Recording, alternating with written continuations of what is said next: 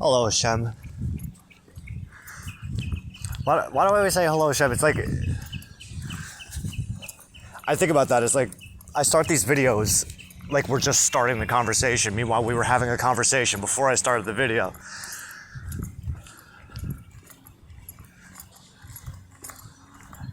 In that, saying hello, Hashem is pretty fucking redundant because I started talking to you this morning. It's not like we ever separated to end the conversation where it would actually make sense for me to say, hello, Hashem.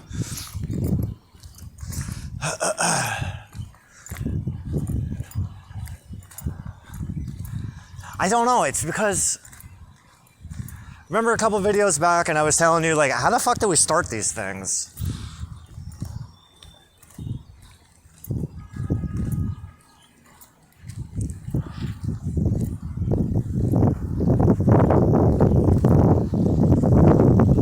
And it feels kind of weird.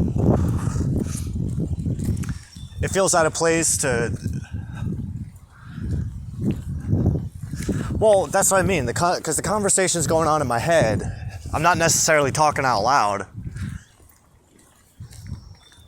Until I turn this thing on. Sometimes. Just go with it. Fuck it. Whatever. Alright. I trust your advice.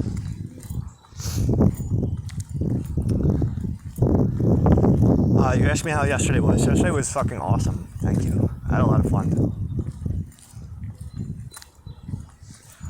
Got really high, which was a lot of fun.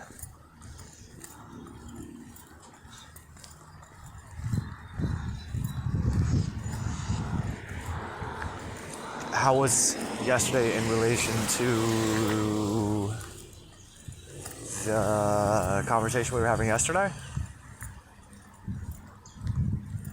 I feel like the conversation we had yesterday was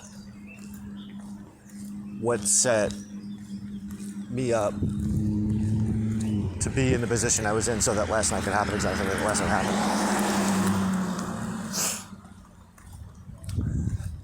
Well, I'm thinking about how we made that video yesterday. I'm thinking about how we made that into like the fucking Miss Kim special.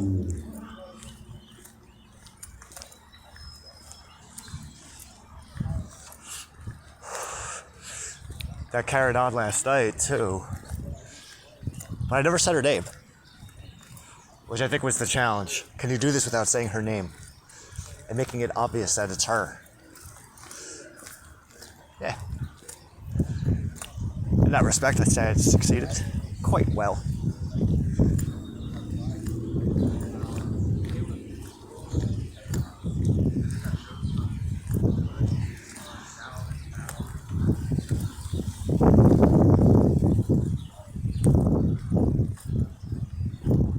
What about the other things? Well, what? We finished up chapter 44 of Tanya.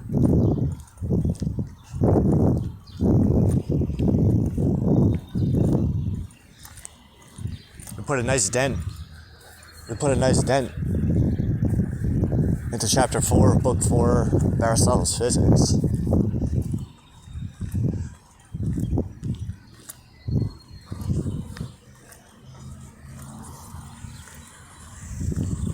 That was pretty cool. It's hard to... I don't know, it's a little bit hard to wrap my head around. It's kind of hard to wrap my head around this whole thing about place. That's kind of awkward. Not awkward, it's just...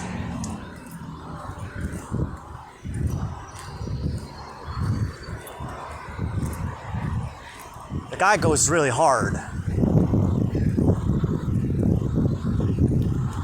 I don't know, he pushes his mind to a fucking limit. I know it's a little bit intimidating. Because sometimes I wonder if I could actually keep up with his mind or if I'm just fooling myself.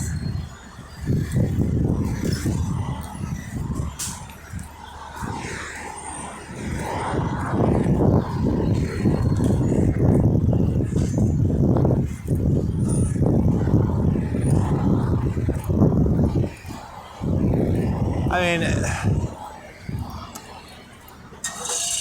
mean, I get it. I can.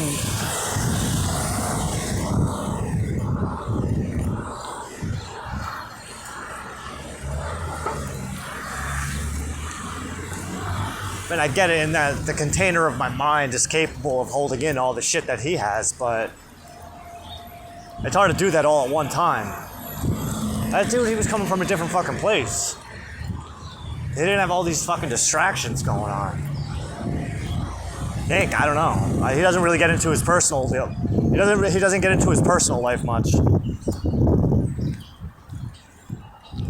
Who? Aristotle.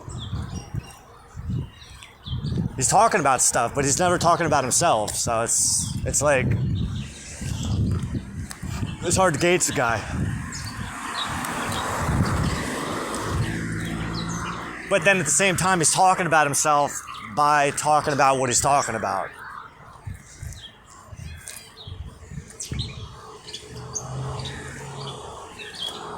He's got to think, it's like, how much fucking time does this guy have on his hands?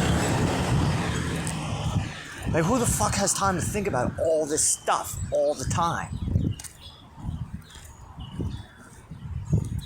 To the degree that he thinks about it.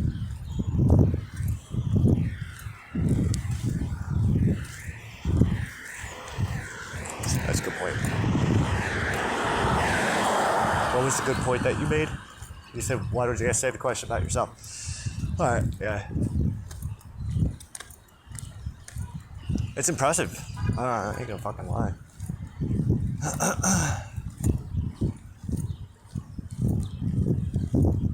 He's got a really cool mind. I know I have a cool mind too. Well, that's why I'm trying to figure out how to. I think where I left off.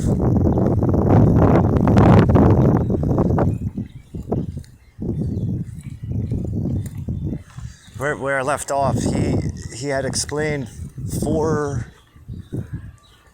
potential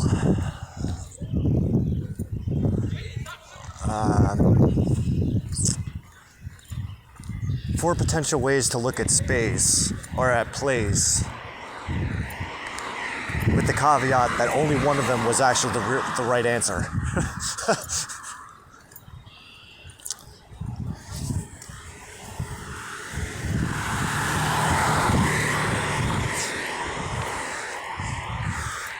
So then I decided to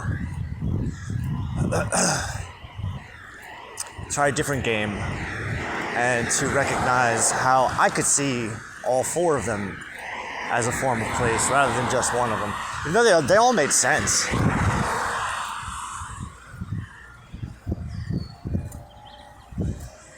But the more I'm thinking about it, the more that I'm thinking about how he's right and how it can't be all 4.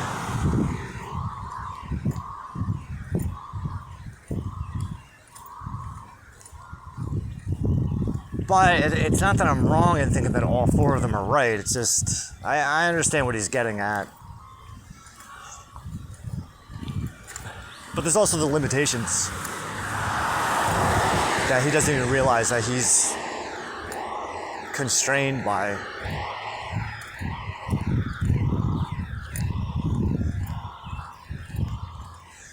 It's 2,400 years ago. There's limits that he probably couldn't see then. Well, there's limits he couldn't see then that I could see that he can't.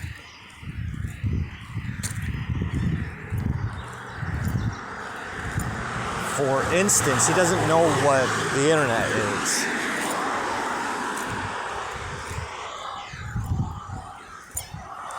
He doesn't know what a cell phone is. He doesn't know what a car is, technically.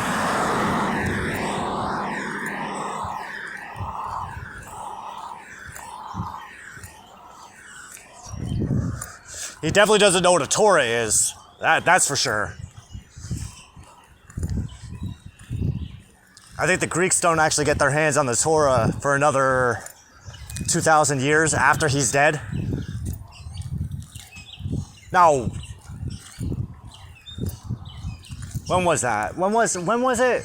When did the Greeks get their version? At 300 BC. That's right around this fucking time. What are you talking about? What am I talking about? Doesn't make any mention of it though. I don't know. Hold on. Hold. I don't have an internet connection. God damn it. Why does that matter? Because I was going to see when the Septuagint was made.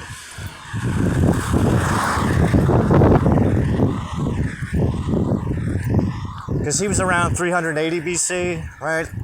380, 400 BC, somewhere around there.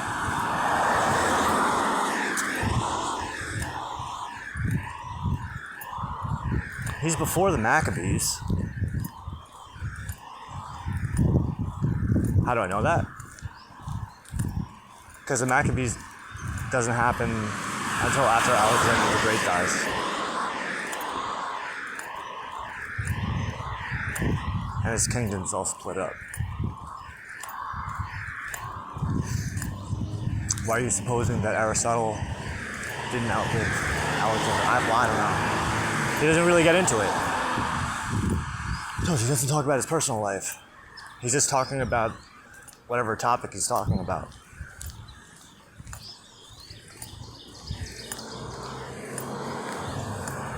I mean, technically, if not for the historical facts and data that I know about him, then I wouldn't even have guessed that he was the tutor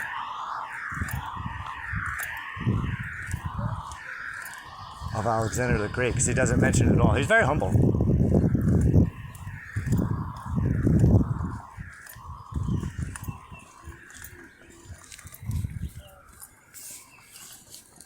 I'm interested in getting into his books on politics.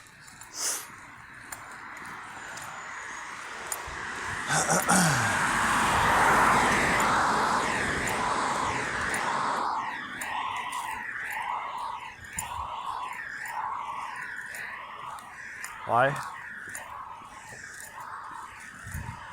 Because I want to see if there's anything I agree with. But it's going to take a little while, I think. I'm pretty sure it's going to take a while. I mean, I'm working on 2 of his books. I tried working on 3 before, and it's like, it's a lot.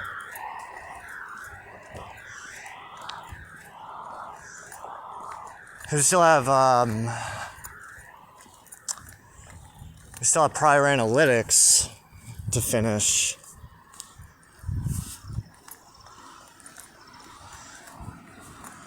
And then posterior analytics, which I'm hoping, I get this sense that all the lingering questions I have, or don't even realize I have about prior analytics will get answered by posterior analytics. Why? Well, one's prior, one's posterior, so one's before and one's after. So I would have to assume that posterior analytics is the analytical method that one would employ after the prior analytics.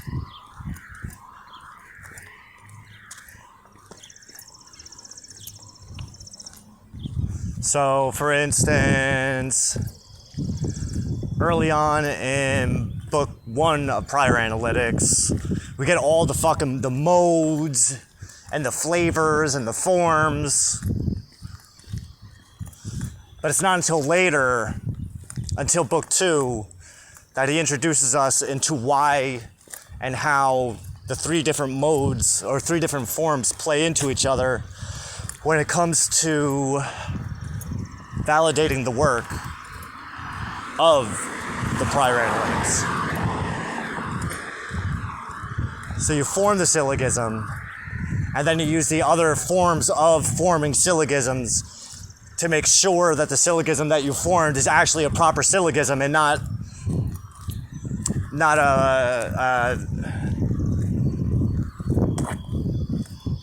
a fuck up. That you're making sense.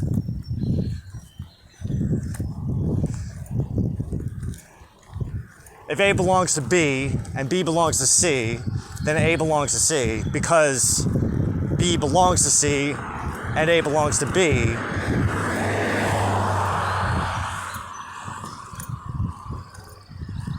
Or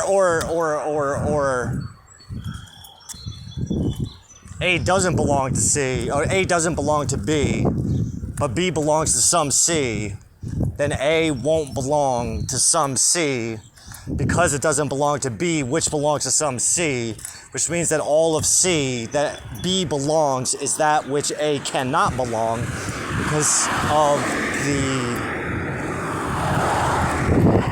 negative relationship that A and B share. Negative predication.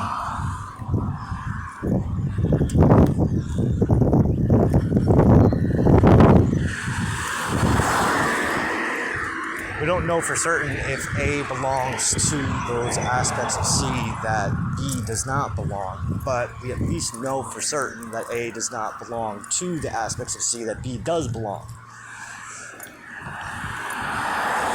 So I would presume that posterior analytics would be employed in order to come to a definitive conclusion as to whether or not A does or does not belong to those elements of C that B doesn't belong. It has the potential, because we know that A doesn't belong to some of C.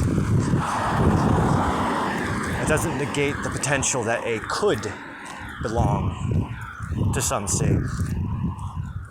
Which is pretty much the same thing. If we say that C does not belong to some, A does not belong to some C, that's the same thing as saying that A might belong to some C. Yes and no. There's some overlap. It's not total overlap. It's not the exact same thing.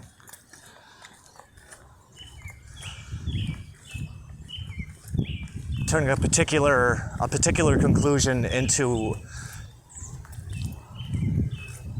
a negative particular conclusion into an affirmative problematic.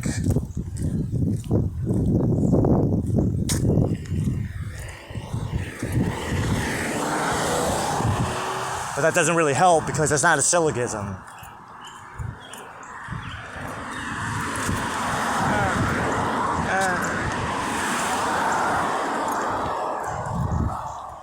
I mean, it comes down to what we're analyzing in the first place. I mean, I'm just using variables.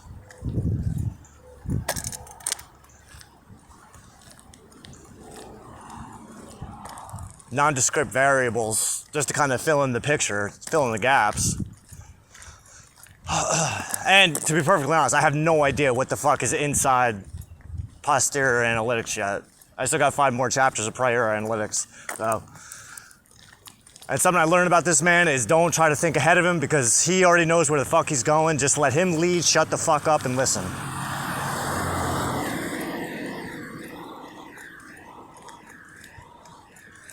Especially when something doesn't make sense, because as soon as you can recognize that something that he's saying isn't making sense, it's because he's just laying the groundwork for what he's about to say, which is going to bring everything all back together again. And a nice little package with a sweet bow on top. Because that's how he rolls.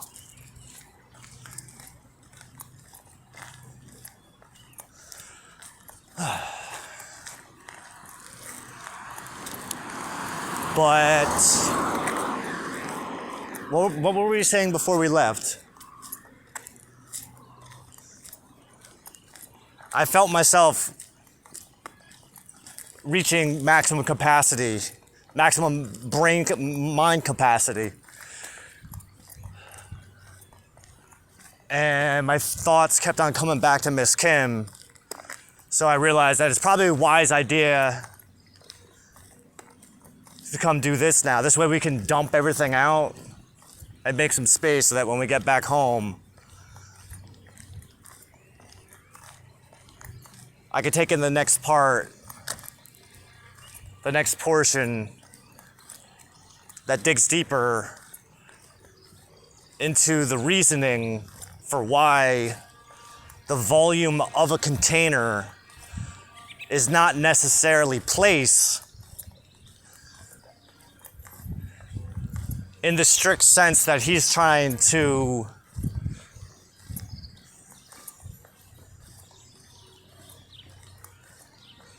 teach the student how to recognize it,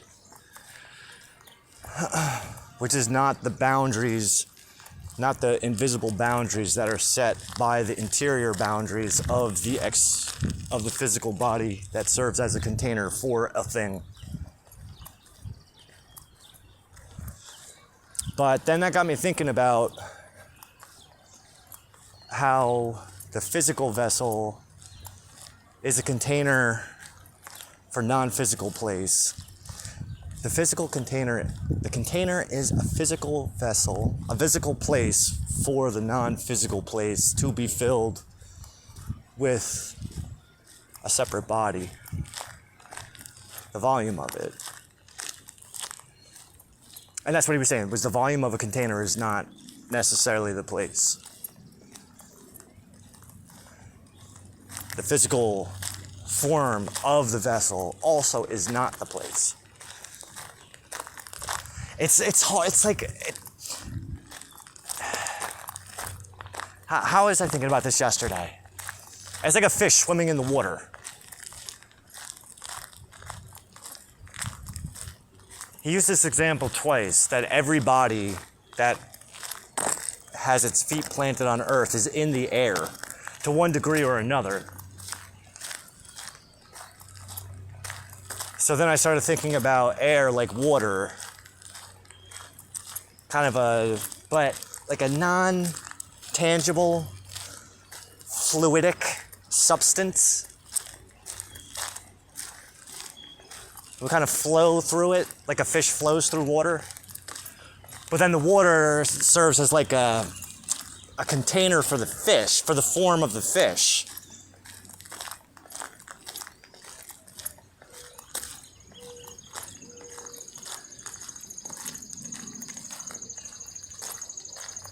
And the species of fish in question, whatever it may be, adapts itself to the water pressure, to the temperature, so that it is the perfect organism to travel through the water, the substance of the water itself.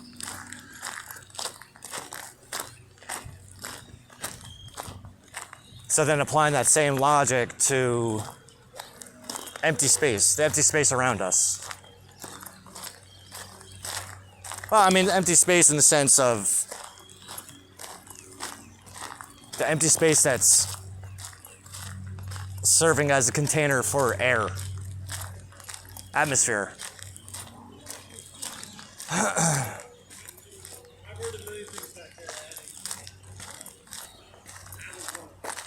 I'm making sense. I know. But then that got me thinking about space as well. How water, air, and space are kind of the same thing.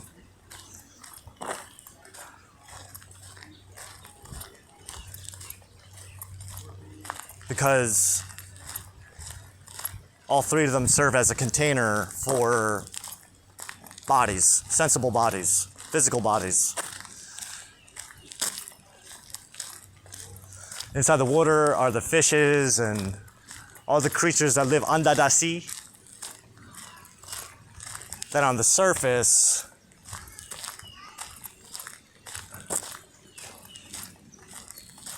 what he's defining as the air, I don't know, it's fucking empty space, whatever The space in between physical things. Yeah? It's kind of, it's like the same thing. It's like Philo said, right? When Rabbi Philo was talking about the fifth day of creation, when you made the birds and he called them cousins. The fishes and the birds. Birds swim through the air like fish swim through the sea.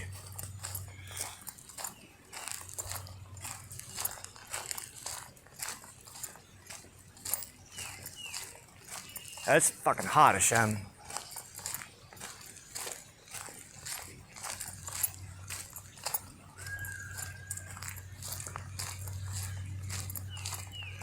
But then the land animals came next, right?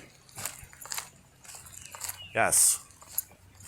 First came the sea animals and the air animals, and then came the land animals. So we're kind of like,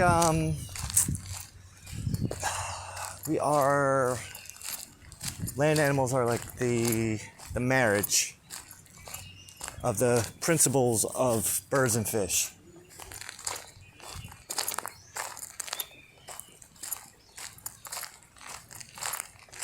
Birds aren't necessarily land animals, necessarily. They need a place to perch, but they're like fish, where their environment is all the empty space around them. And you know, fish and birds, they have a dimensional awareness that humans don't. Because we can only move forwards, backwards, left and right. I mean, we can jump, but that's not really anything. The birds and fish, they can move all the way around. Plus, they can go up and down. So they don't really have. They have a few.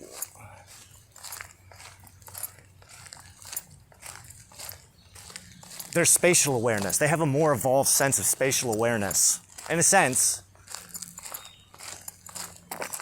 Although I wouldn't assume that all the fishes know how deep the sea goes.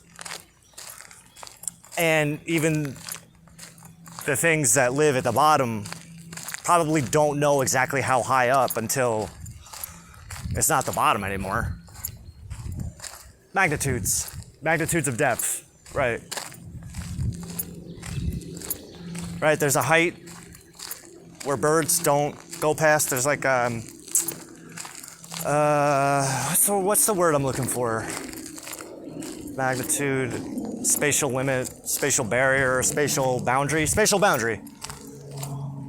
Atmospheric boundary, where the birds aren't going to go above that boundary because it's not conducive to a healthy life for them.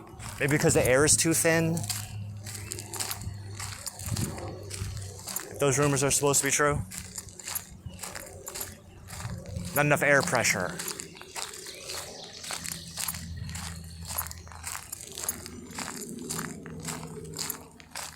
Just like a fish with the water pressure. Yeah, right? That's exactly it. All right, I mean, that's a really good way of putting it, too.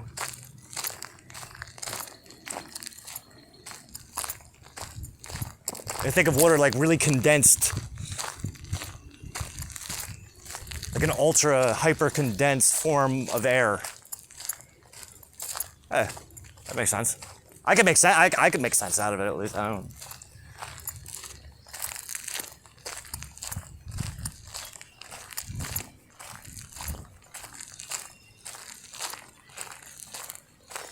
Oh, I gotta hang on these rings. I was like, I feel a little bit of a pot hangover from last night because I smoked a lot, but hold up.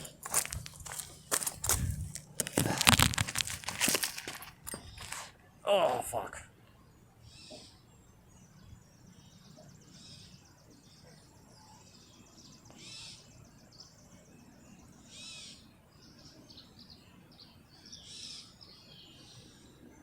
Oh, fuck you, dude.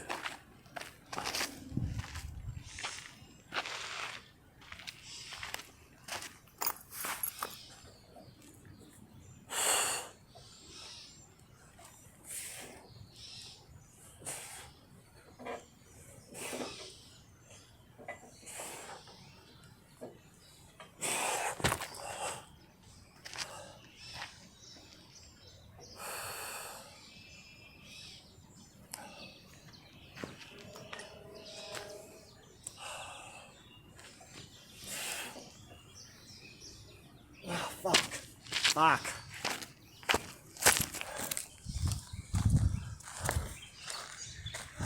I can only do 2. It's all right. I'm not stressing myself out over it.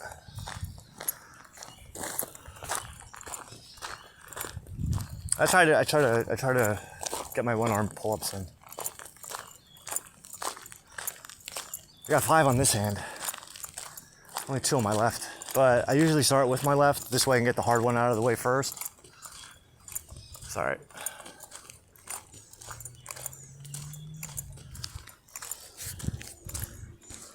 Container. Yeah, and you know what's interesting too? It's even when he was talking about the extremities of the boundaries within with the inner boundaries of the exterior boundaries of the vessel itself.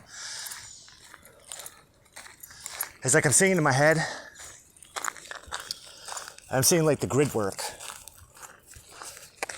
The 3-dimensional grid within the empty extremes from one side to the other, plus up and down. The volume.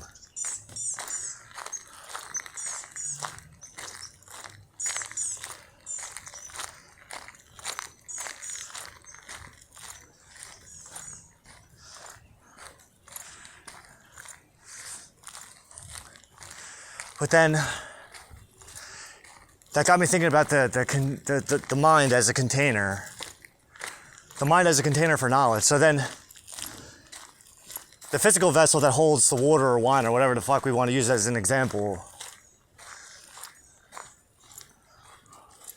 is relatable to the vessel of the mind that takes in information and knowledge and breaks it down. It's like a stomach. Fill it up, and then you gotta process it all. So you can shit it out, like now, and make more room for more.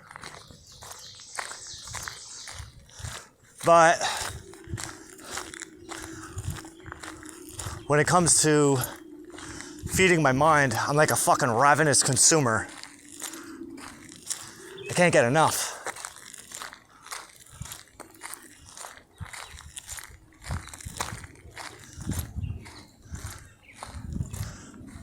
So the thought is that doing this now is gonna help process a lot of that stuff that I'm holding on to right now so that we can make space. Talk about last night? What about it? Did she know I was talking about Kim?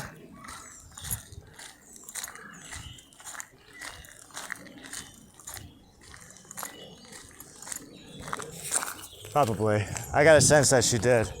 Well, she knew things about me that I didn't tell her, so.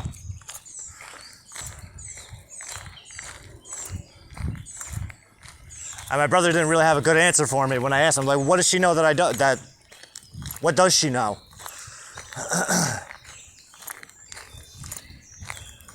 And when I asked her, what do you know about me? She, from my opinion, just my own perception, it looked like she was getting a little bit nervous.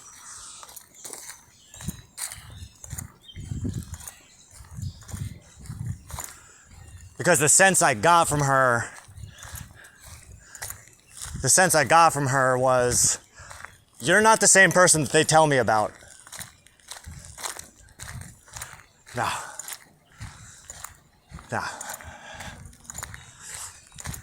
No, that's because nobody knows me like I know me.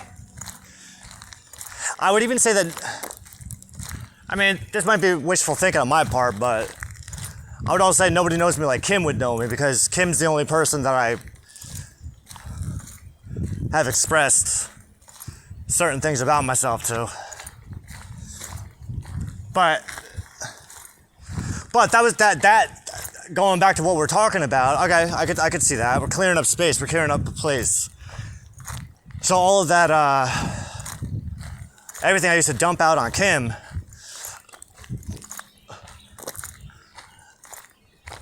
a woman to put your confidence into. I see that. I could definitely see that.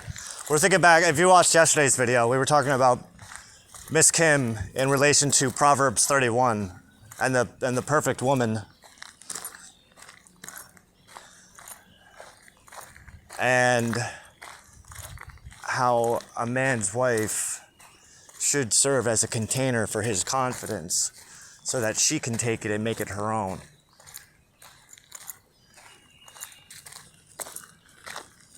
While the man serves as a vessel for her what? For her. To be her.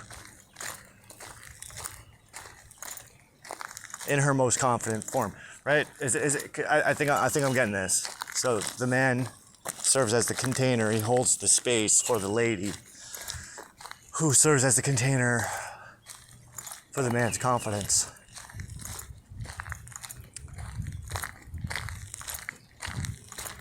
I can make sense out of it. I understand what I'm saying.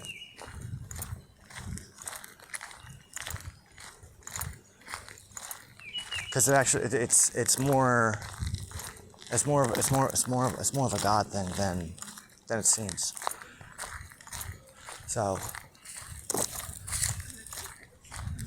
it's not entirely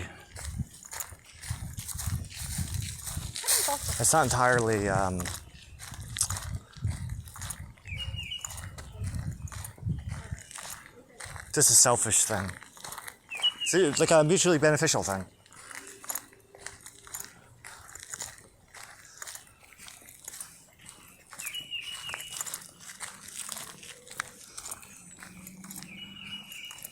Right?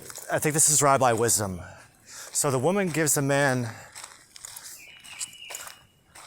well, the man's confidence comes from you, but you give the man woman for whom helps him increase his confidence, that he may inject his confidence into her so that she can be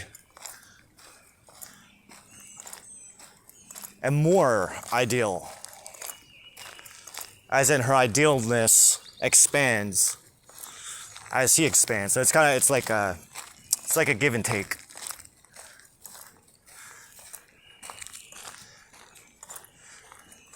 She takes and then gives. He gives and then takes. He gives what she takes, and she gives what he takes. So it's like two leeches. It's like two emotional leeches, 69ing each other.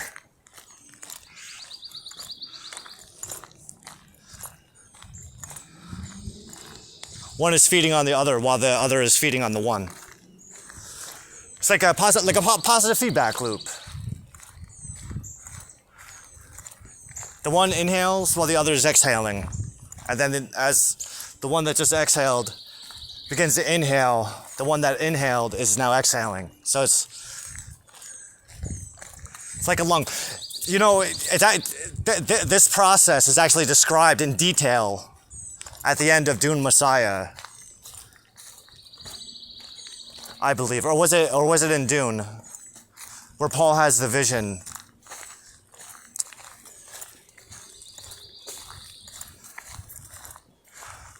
Well, I think it's in the first Dune where he has the vision, and then at the end of Dune Messiah, where it clicks into place.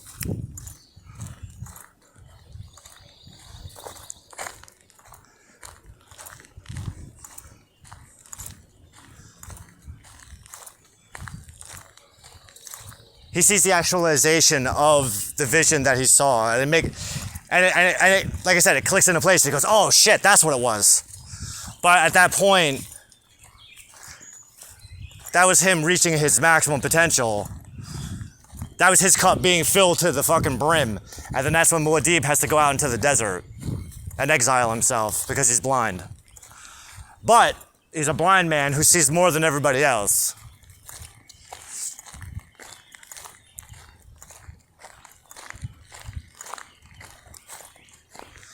I fucking love Dune.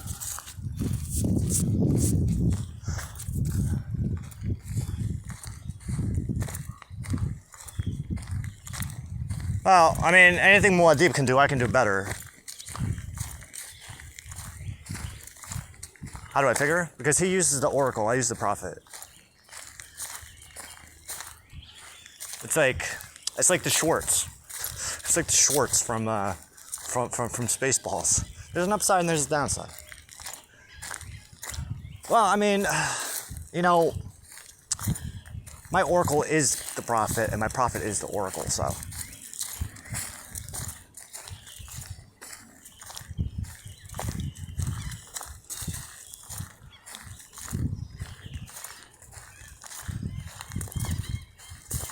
Containers, place, the infinite. Remembering the infinite. What, so I don't think Aristotle ever came up with a definitive conclusion as to what the infinite is. He left a lot of examples of what people think it could be, but there was one that really, but there was more than one.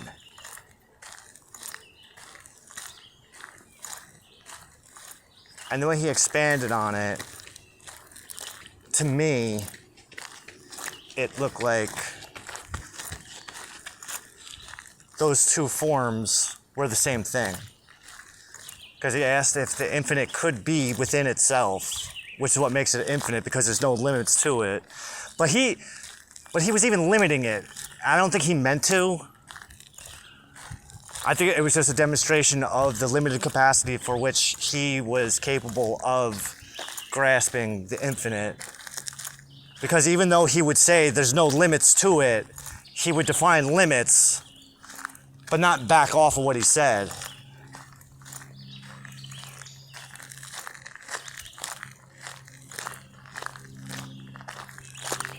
Which comes back to the Kabbalah, which I don't think he's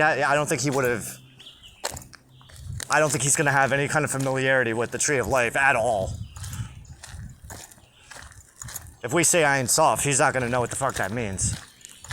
But I also get the sense that not everybody even knows what the fuck that means.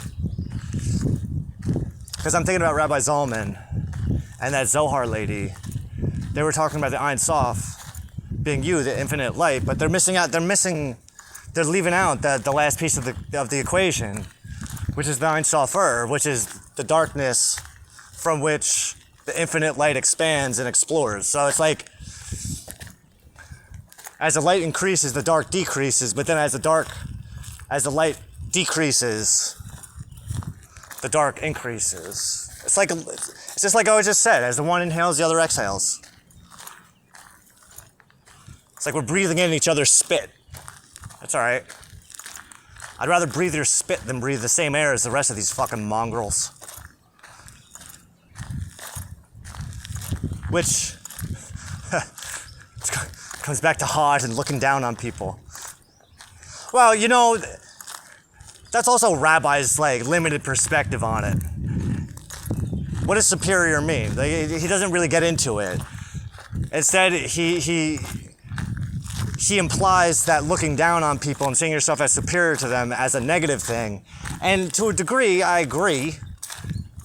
It's bringing my mind back to Rabbi Jesus when he was washing the feet of his disciples. But there comes a point that even he knew.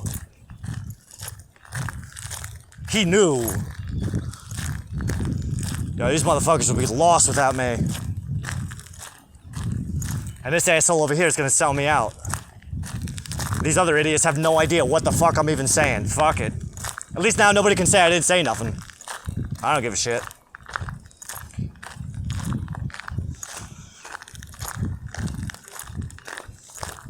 Why? Why? Because I come back from the dead, that's why.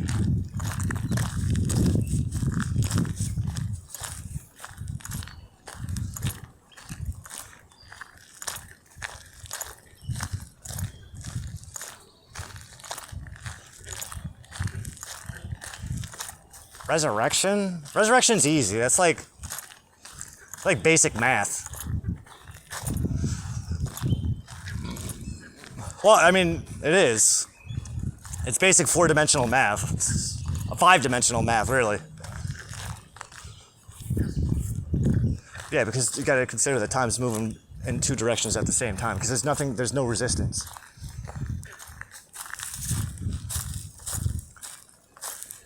time. Think of time. Don't think of time as infinite. Think of time as an aspect of the infinite. So time has a limit. It has a beginning and an end. But the beginning is the end, and the end is the beginning. But that boundary of time, that boundary that defines time, is not the same boundary that defines God, although time is an aspect of God, because that's why he gave us the sun, moon, and stars, so that we could calculate and measure time based on his creation and not our own. Or even learn to understand his creation so that we can make it work for us, which I feel like I do, right? I think I'm doing a pretty good job at it. When I was explaining my journaling system to Tweesa, I showed her the piles of my books, and at first she kind of scoffed at it. Not scoffed at it, but she's like, if only you did something to make them stand out. I said, oh, my little sister, let me tell you a thing or two about a thing or two.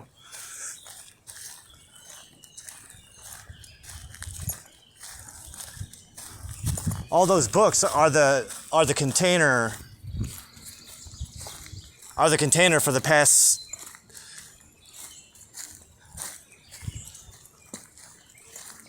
seven years minus 4 weeks. 7 years minus 7 years minus 7, holy shit. 7 solar years minus 4 lunar weeks.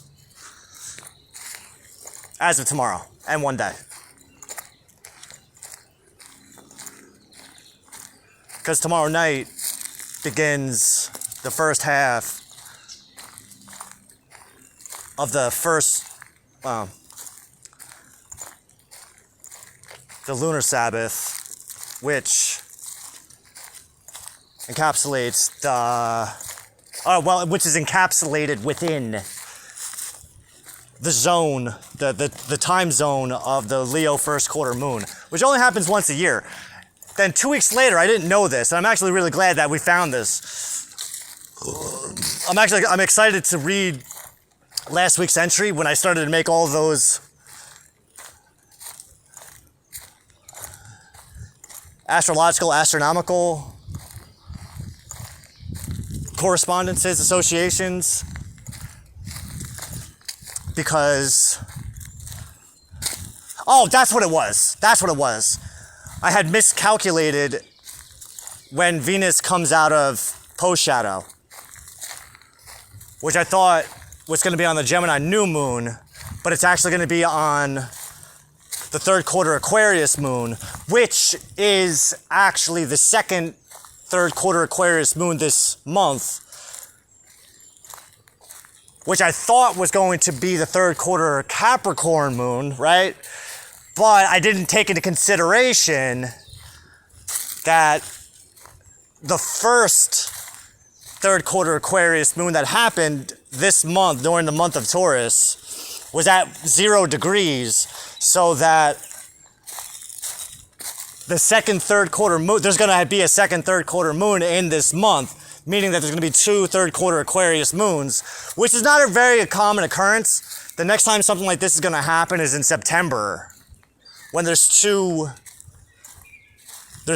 Virgo new moons, the second of which, aside from being Rosh Hashanah, is also is going to be the first solar eclipse, while the lunar nodes are transiting through Virgo and Pisces.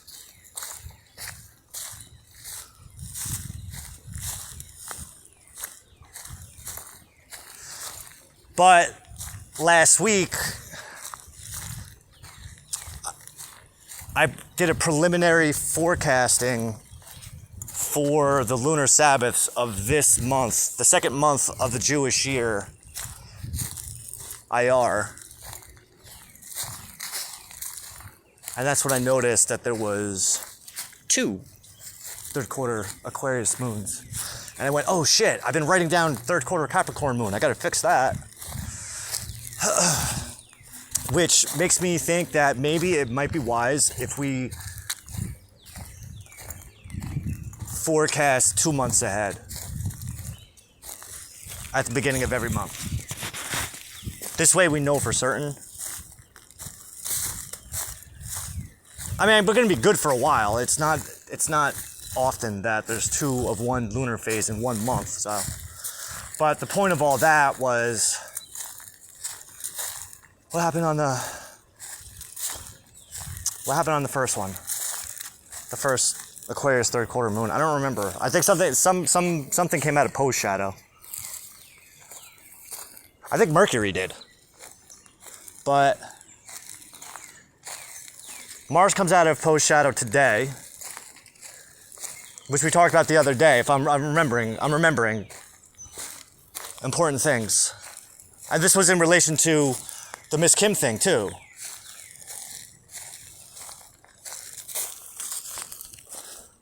But the last time we talked about this in relation to the Miss Kim thing was when I was still under the impression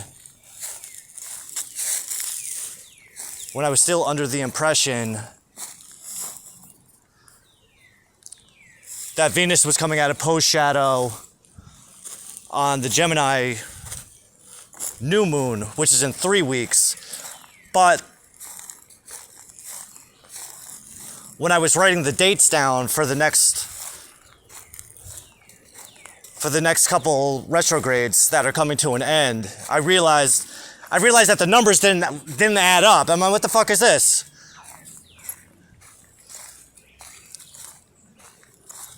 That's a fucking amateur mistake. So when I checked it, I saw that I was a week ahead of myself, which is good, because I was planning for the Venus post shadow to end in 3 weeks, when in actuality now I find out that it ends in 2 weeks. So it's like, oh, good.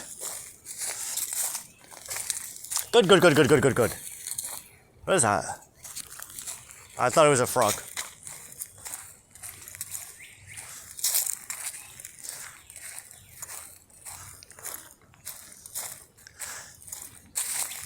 Which is all perfect, because then when we get to the Gemini new moon, everything will be wrapped up with a nice pretty bow. And then, this is fucking amazing. Thank you, Hashem. I'm like, oh my God, yeah. Because Mars comes out of post shadow.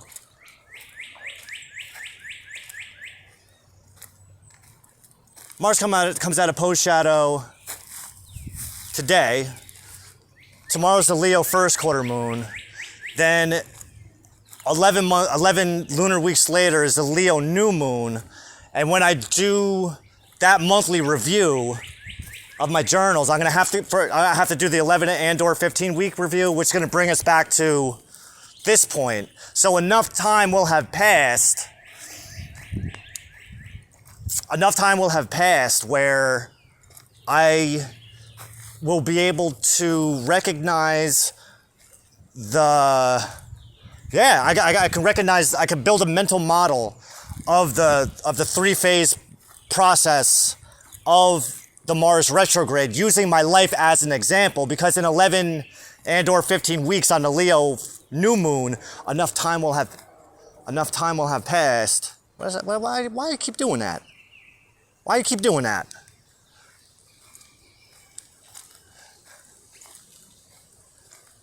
Enough time will have passed where I will be able to see how all of those events played into one another. Because you have the pre-shadow, which was October 4th,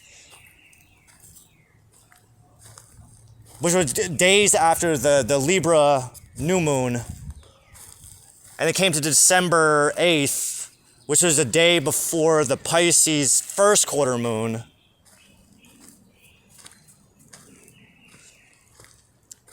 Then from there, it moved backwards again until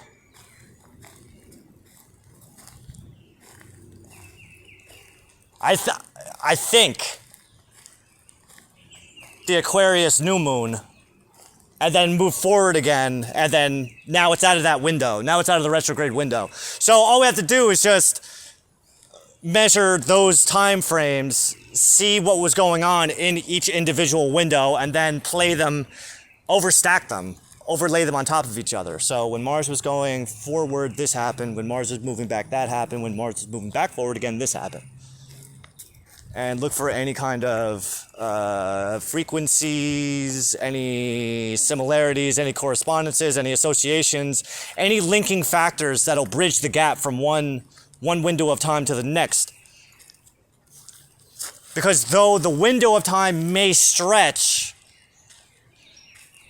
it may not be exactly the same. It might not be exactly 2 weeks, 2 weeks, 2 weeks, or 2 months, 2 months, 2 months, but it'll be in degrees, geometric degrees, it'll be the same. So I think, let's just say it was like 20 degrees this way, 20 degrees that way, then 20 degrees that way again. So the relative time, the time in relation to the geometric astronomy that the retrograde is being measured and observed from. But then we have the Venus coming out in 2 weeks. The Venus post shadow. And then I don't remember how that all worked. I think, Jesus Christ. I think Venus was from, my Lord, I'm just throwing numbers out. I could be wrong. I got all the dates written down. But I feel like it was from the Aquarius new moon to the Libra full moon, or maybe that's when I don't know. Or maybe it was the Capricorn new moon to the Libra full moon, or to the Aquarius new moon, then to the Libra full moon, and now to the third quarter Aquarius moon. Fuck. Oh my God. What's it like to be an astrologer? That.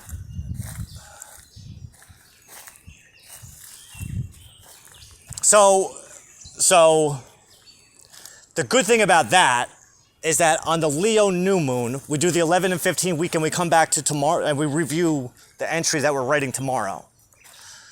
Then either 2 weeks before the Leo new moon or 2 weeks after the Leo new moon will be the Aquarius full moon, and the 11 and or 15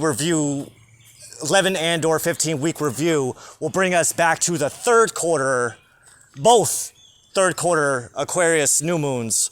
The second one happening in 2 weeks, and then the previous one happening 2 weeks ago at the beginning of Taurus season. Oy.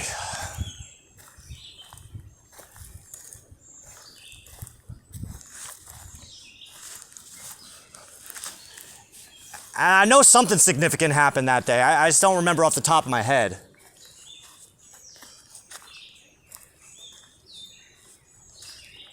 But then I'm also thinking about, I'm being reminded, thank you, about the first quarter Virgo moon, which is 1 week after the Gemini new moon, which is 3 weeks from tomorrow, and how I have to leave a note for myself. I have to leave a note for myself so that on the Gemini new moon, when I do the monthly review, I see the note that I leave myself to remind myself on the new moon in Gemini to leave a note for myself 1 week later, so that on the first quarter Gemini or first quarter Virgo moon that takes place the week following the Gemini new moon, that when the first quarter Virgo Derek reviews New moon Gemini Derek. New moon Gemini Derek reminds first quarter moon Derek that when he does the 11 and or 15 week review, bringing him back to the Virgo full moon, that's the day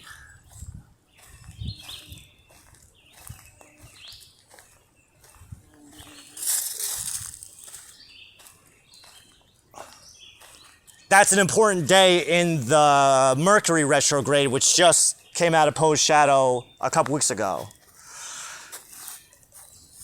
And in consideration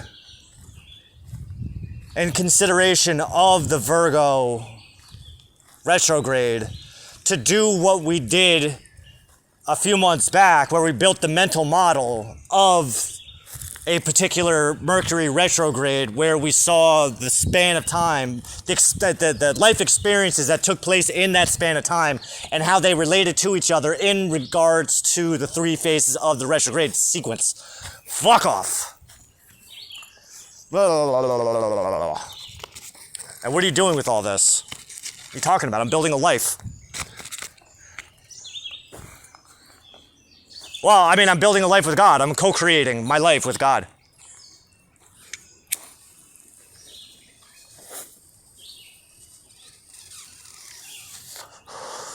This isn't about helping humanity. This is about helping me. Well, helping God by helping myself. Because God said, help yourself, take what you want. Think of it like a buffet. All right.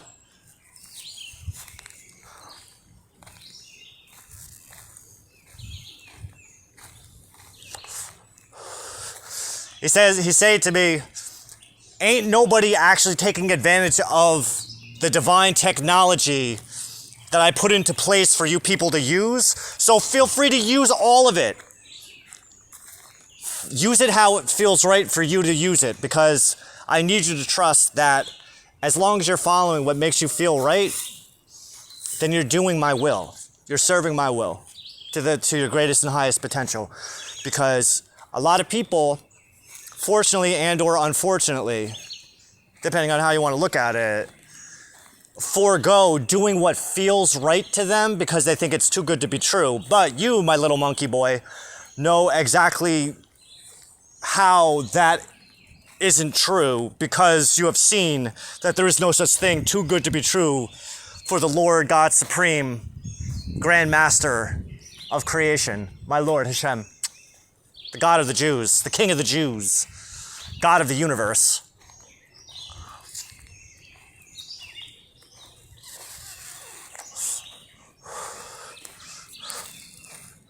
I love you too.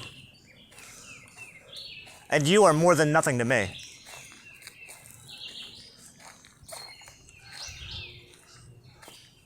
Oh. So try to predict the future, Mr. Astrologer. All right.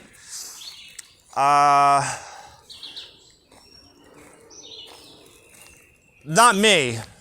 Not me. God. What he's telling me is,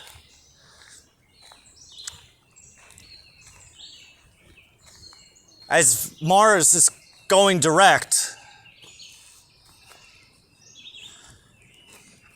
in preparation for Venus to go direct,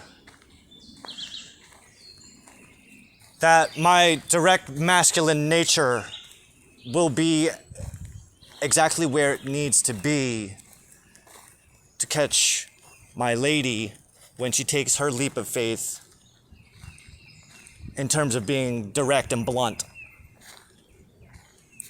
And I could take it. I could take the impact. Better than she even realized I could take the impact.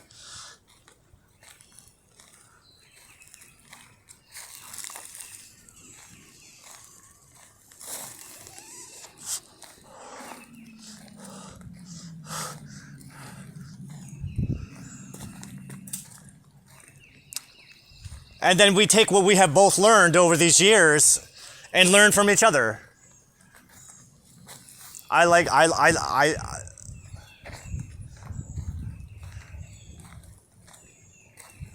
the lesser good and the greater evil, and you like the greater good and the lesser evil. It's perfect.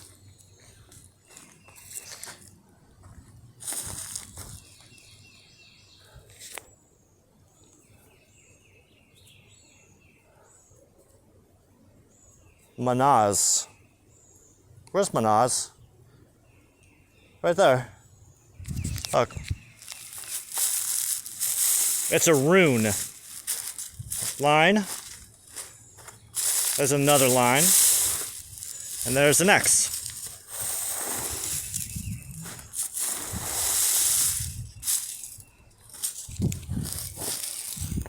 That's one of the runic letters that God revealed to King Odin after he hung himself from the World Tree.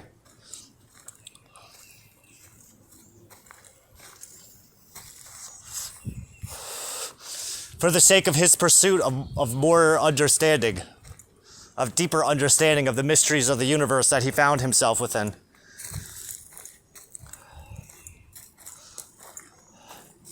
Now, Odin wasn't God. Odin was a servant of God.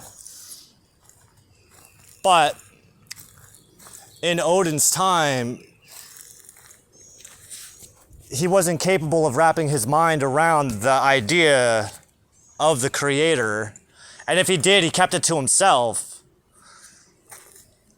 Because he didn't have an heir per se. He did, Baldur, but Baldur got killed. And that broke Odin's heart when his son died. But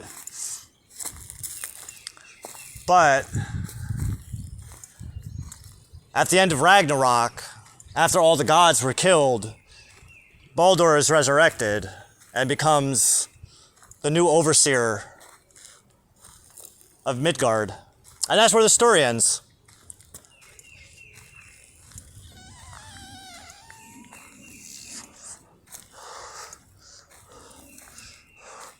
Father like son. I don't know what that means.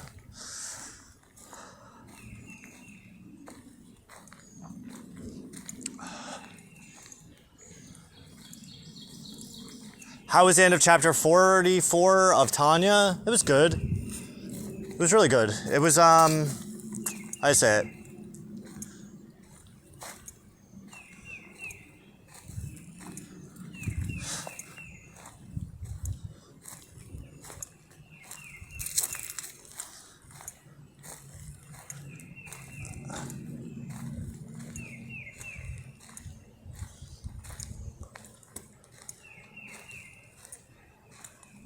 Think about my mom.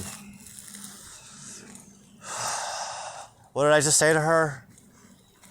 The Lord has been good to his servant. You have. Oh, that reminds me of last night where I invoked my mom energy.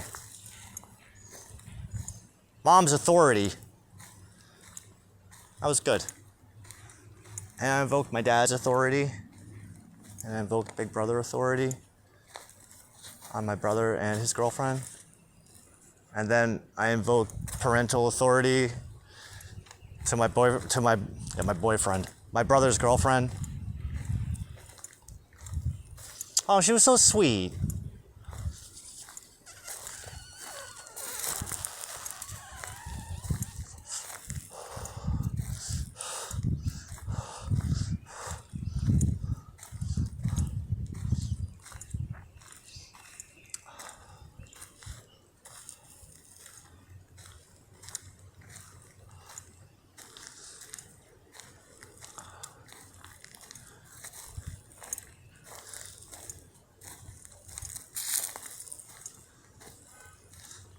It was funny.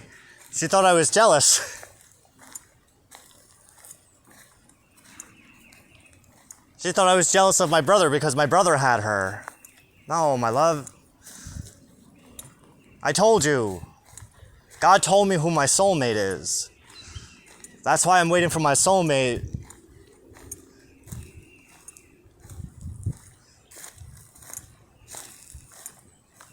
to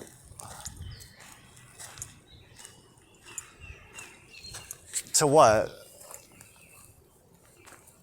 To tell me that she doesn't want me to be anyone else's soulmate.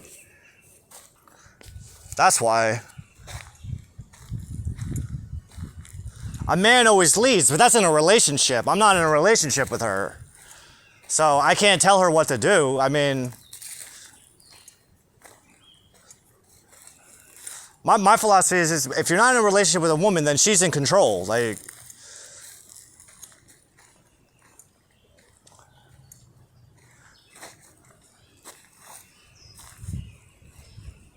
Call me crazy, but I feel like a woman should tell a man, like, I want you to be in control. All right, let's go.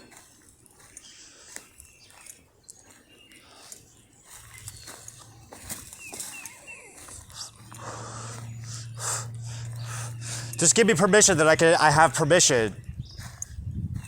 Give me permission to have permission to do whatever the fuck I want. I'll do whatever the fuck I want. I don't mean like, with other women. Like, that's one of my boundaries too, is that, oh, I don't care if he has female friends. You better fucking care if I have female friends. You absolutely should care that I have female friends. God forbid. Why? Because they all want a piece of the dick. That's why. And you should never assume that I'm too perfect. Because even though I am,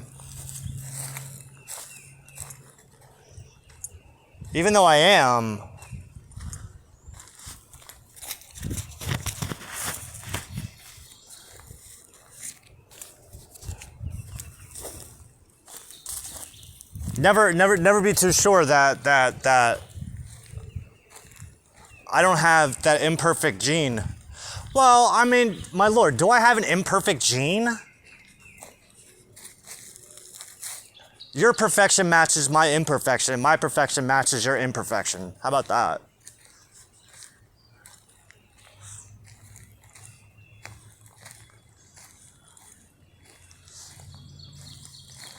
Controlling. A controlling woman? No, I'm not really worried about that. Well, I was telling Tweesa about that time I cheated on April with Megan.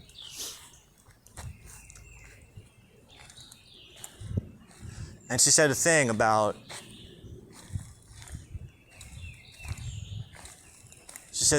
oh hell no. Exactly.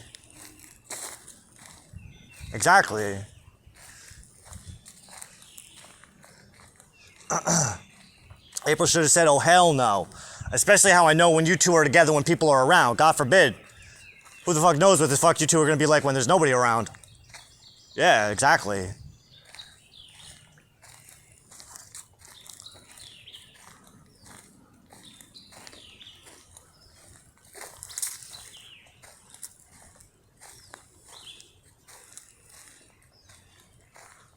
It's going down on her in a fucking bathroom stall at a gay bar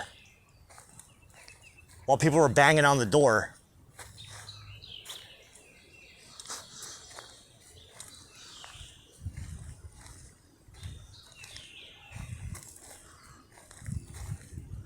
That's not something you do to your friend's wife. Even though your friend's wife is your friend and you've been friends with your friend for longer than you've been friends with her husband. I mean, technically that's something that you should do to your wife, is go down on her in a bathroom, in a bathroom stall in a bar, a gay club.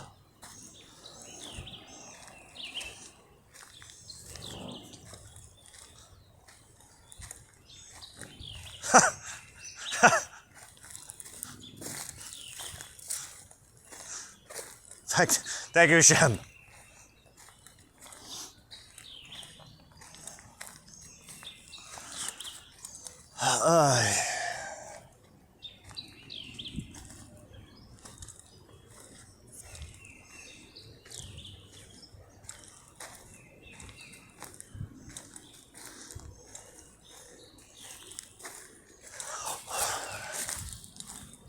Well, there's a couple things going through my mind. I wanted to play Dark Souls 2 today. Why do I want to play Dark Souls 2 so badly? I want to be reinvested in the mythologies, the lore of Dark Souls 2. I don't fully comprehend why.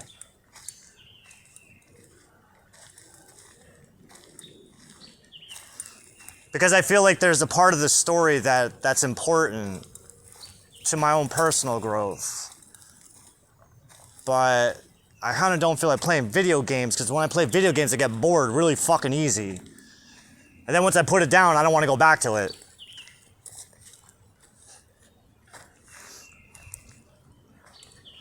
I mean, I could just pick up from where we left off. I mean, it's been months.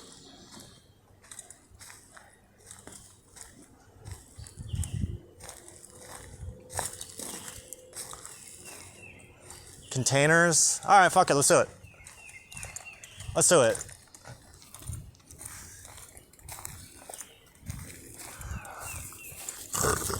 Excuse me.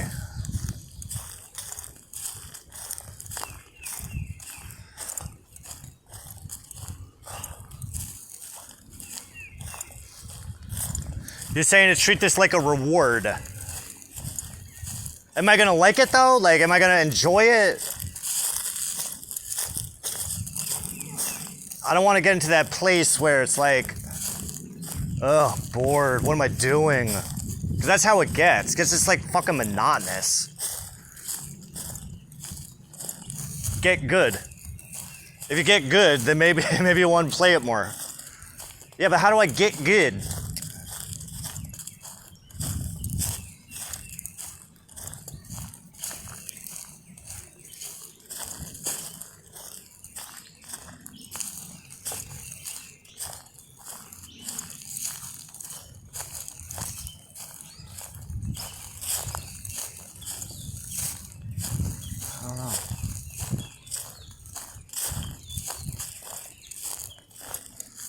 I really don't want to play it though. Like, the more I'm thinking about it, it's like, the more I'm like, I don't know if I really want to. Because this is what happened last week with fucking XCOM. I started playing XCOM, and then once I started playing, I'm like, I don't want to play this anymore.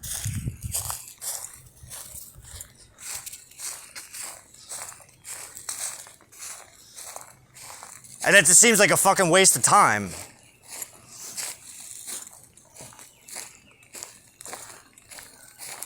Why? Why? Because I can't get into it like I used to get into it. Like, there's nothing, I don't know what it was. I think it was the newness, the mystery. I don't know. Like, I really don't know.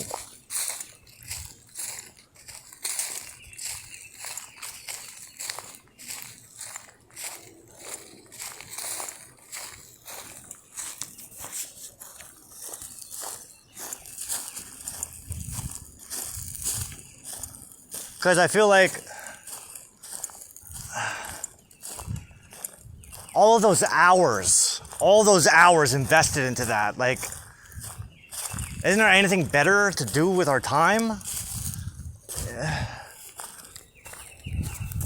Well, I don't know why I'm being so resistant to this.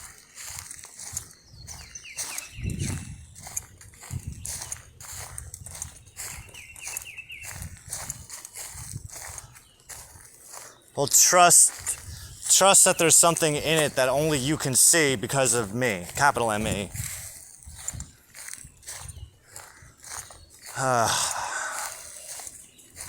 Suppose so.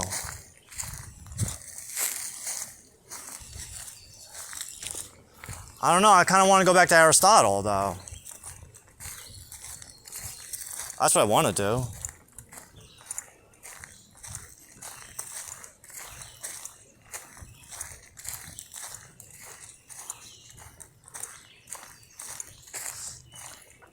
I'm being reminded of those New Jersey people that I'm pissing off because I said something in agreement.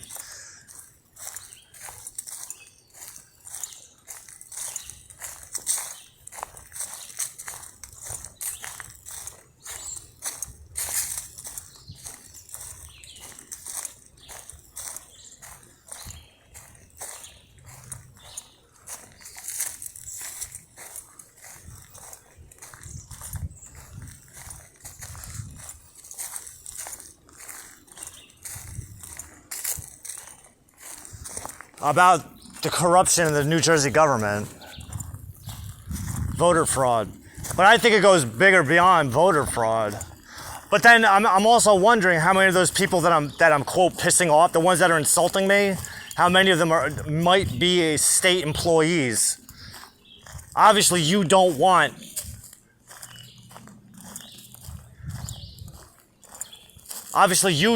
anyone to know what you're doing. Because if people knew what you were doing while you're on the job, then you'd probably lose your job. It's not. I'm very familiar with government corruption. I had a friend who worked for DYFS, and she ended up losing her job because she was fucking one of the parents for a case and doing drugs with him while she's supposed to be checking on the kids, doing drugs and getting fucked in the kitchen. She got busted on, I think she got busted on tape.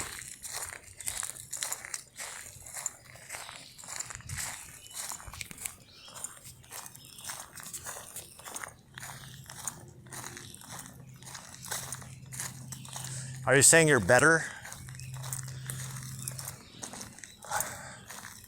No, because if I was in her shoes, I would have done the same thing. Worse.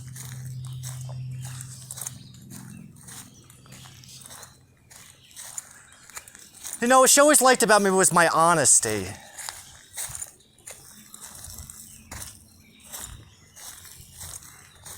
That's why she would always ask me if she looked fat when she had pants on. Well, I mean, not that I ever saw her without her pants on, but part of me wanted to. There was a whole bunch of us, and we were going out. And she came downstairs after she got dressed and said, "How do I look?" I said, "You don't look good. I wouldn't come up to you." Thank you. You're welcome. How do my pants look? They don't look good.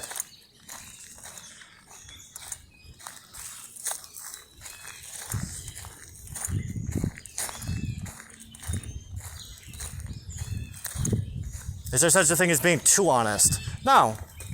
No such thing.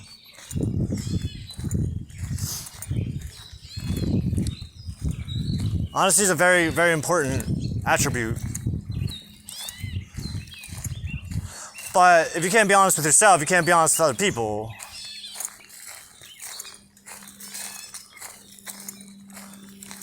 Would I say that I was honest with myself back then? Oh, hell yeah. I don't think there's a time, the more I think about it, my lord, I can't really think of a time when I was actually dishonest with myself. I feel like I've always been completely honest with myself, which is what makes it so easy for me to be honest with other people. Is that other people don't necessarily like my honesty.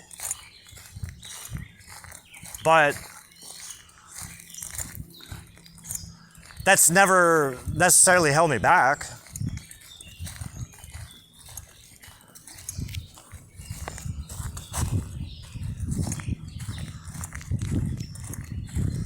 Remember that dude I met at Jenny's house at that one party?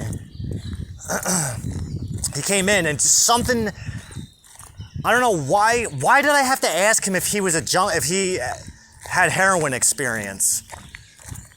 Just something about the dude, and he was a handsome guy. He was just coming into a party with his girlfriend. And I just remember looking at him and thinking, he's been a heroin addict before, and I have to ask him about it. And I did. And I said, "Were you ever a heroin addict?"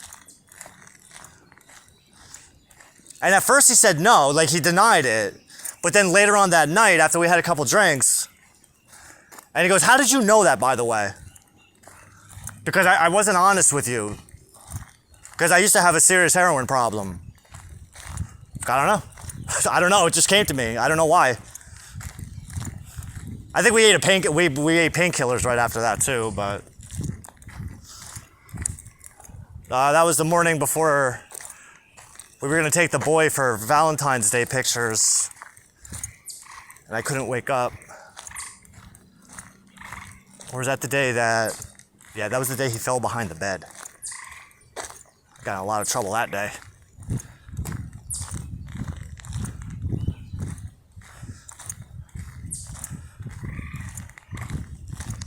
Well, but did you die? No. No, you didn't die.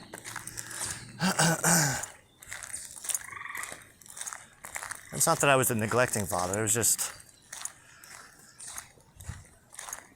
I never had a father in heaven. How do I explain it? I didn't have a father in heaven at the time. Life becomes more real once your daddy dies. That's a good way of putting it. That's really nice. Thank you.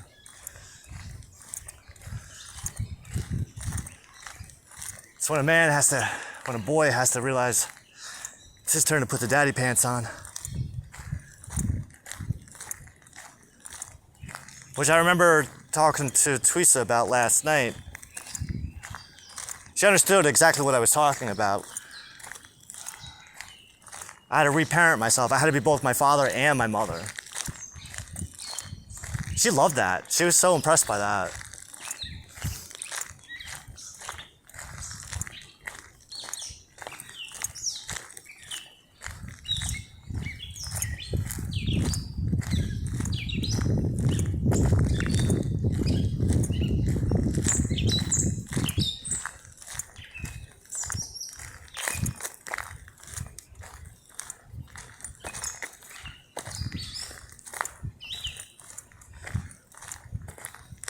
What am I thinking? No, I'm thinking about Miss Kim again.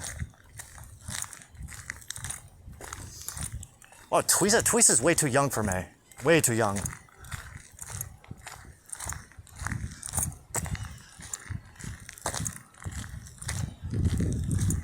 But I was glad that I could help her with some, at least point out some of her insecurities.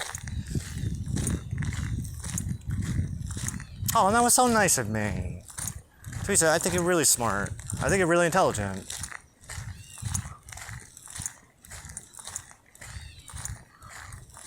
I think I almost brought a tear to her eye. That was so nice. But I took it seriously when she said the brother thing, because the time she called me her brother, that she saw me like a brother, it was literally moments after I had thought about, oh, it's just like my little sister. And I said that to her last night too, that there was the miscarriage baby, the miscarriage of love.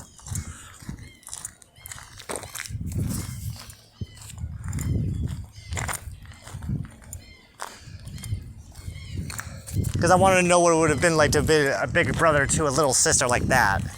Because my little sister was a bitch.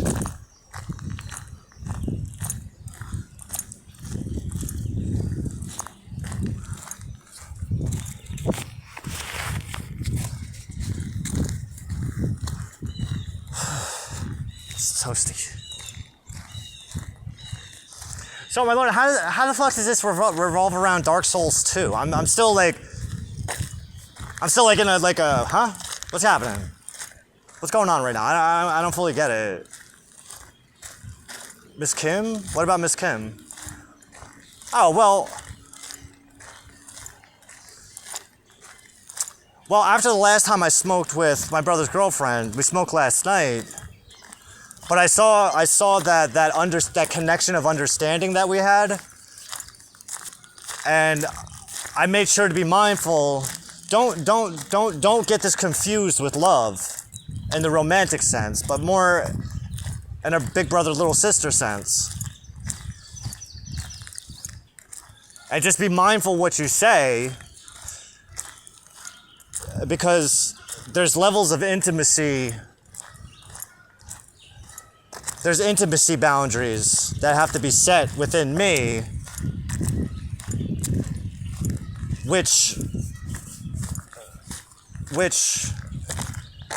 by your rules can only be crossed by somebody in an intimate position with me.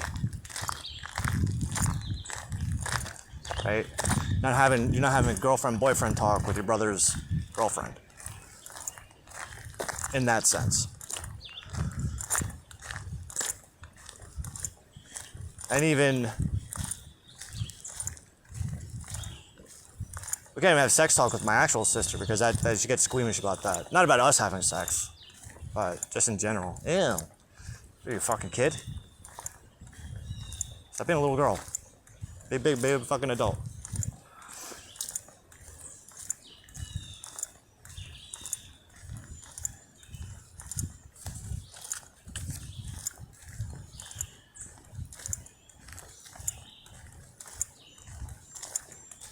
But again, Dark Souls 2.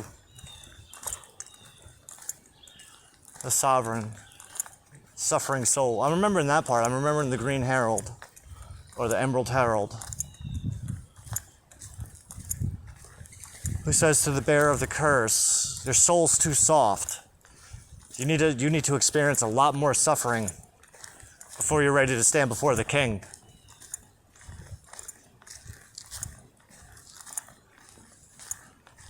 Which is reminding me of Isaiah 53, which is about the suffering servant, which people love to attribute to Jesus.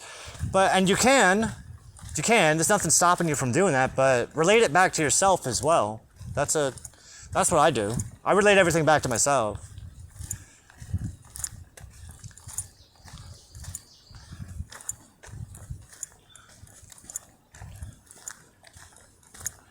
Like I don't think it's important to worry about who the Bible prophecies aren't talking about, but what are they saying to me about my life and my experience? You know?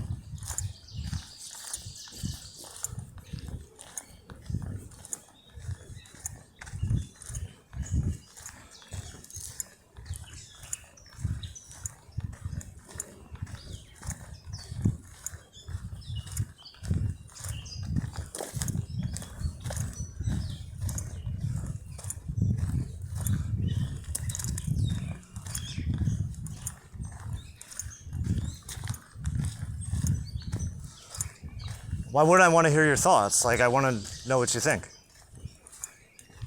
About anything. What do you think about anything? I mean, what do you think about Rice Krispie treats? We'll start off small.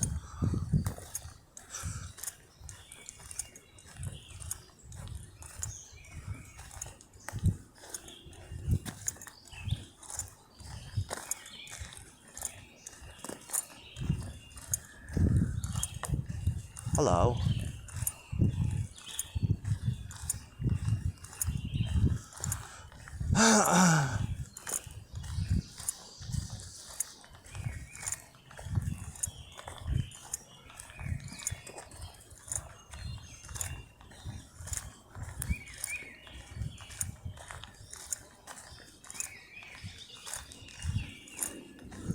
That money, that's right. Proverbs 31, the perfect woman, she's the one making the money. The husband's just the wise man sitting at the gate that everybody comes to for advice. But baby girl's the one who's bringing in all the bucks. Thank you, Hashem.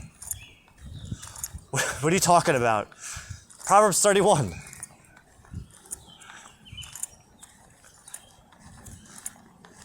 Because it says, the man puts his confidence inside of his wife, and then his wife uses that to create and to get that cash flow. But at the same time,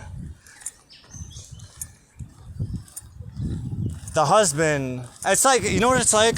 It's literally like the way that the 12 paths of Israel, the relationship between Issachar and Zebulun, the two brothers. Zebulun is the salesman, he's the businessman, where Issachar is the scholar.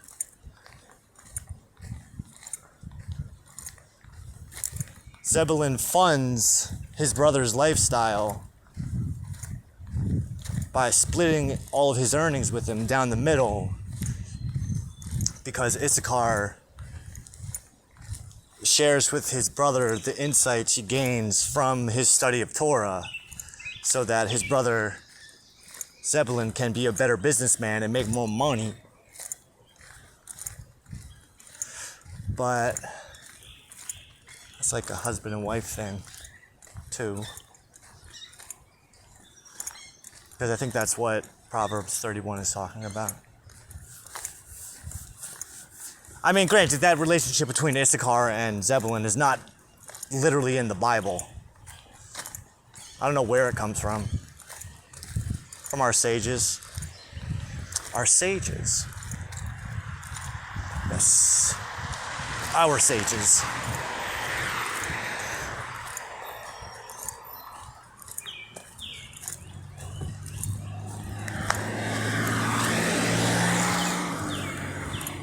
But then by way of the principle of correspondence, I have to build that same relationship within myself.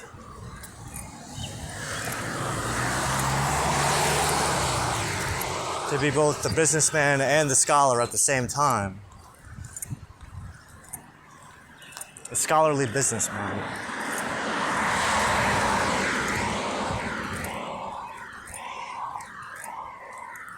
Which will then open the door for a scholarly businesswoman to go into business with. What's your business? Our lives. It's our business. Our business, our business. How about that? Mind your business.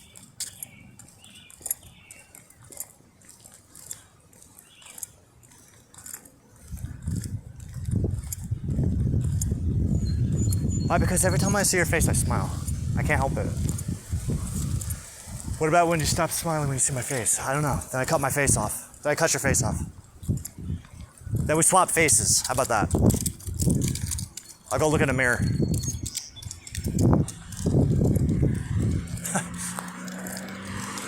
Oh, unless you're my mirror. That's why. How can I stop smiling when I see your face when you're in my mirror? Did you practice that? Yeah, I did. Thank you, Lord.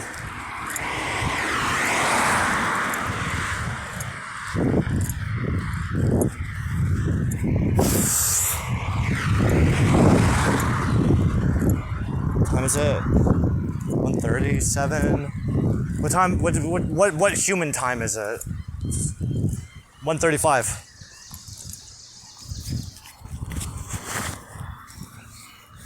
I mean, technically, I could make another cup of coffee. I mean, I did fucking. Yeah, fuck it.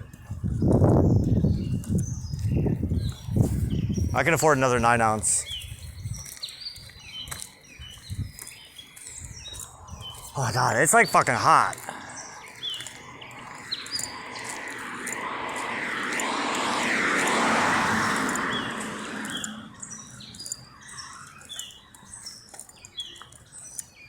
Cigarettes are an oral fixation. Is that true? I've heard that. Well, my lord, if we want to talk about oral fixations, like, there is that. I mean, do you think... Let's just say, just for argument's sake, my lord, this is just a question for you and me and God. If there was a woman in my life that I could perform oral sex on, do you think that would cure my oral fixation with cigarettes? I'll go down on you every time I want a cigarette. It's like once an hour.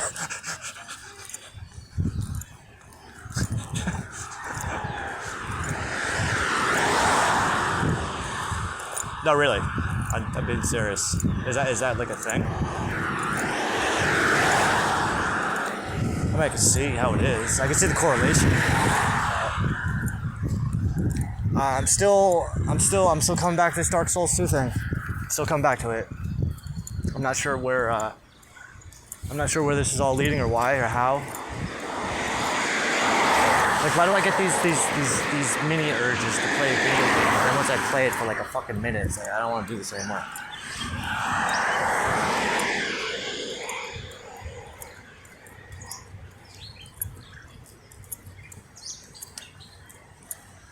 Because it's going to activate a particular mindset.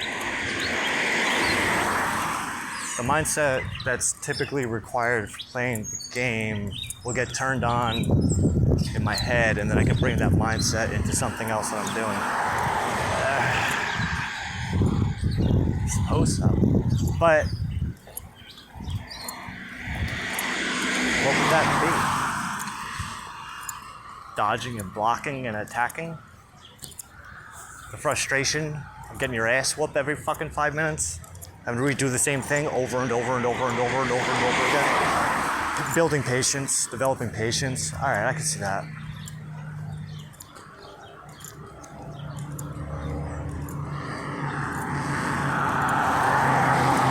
I can definitely see that.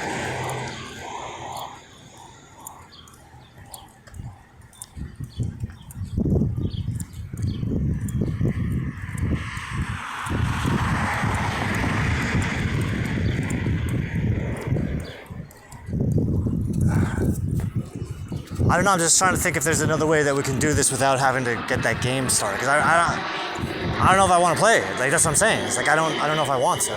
Like I just don't feel it. But I feel like I have to. So then why don't you do it? See if something comes out of it, and then when you want to turn it off, you turn it off, even if it's just 5 minutes.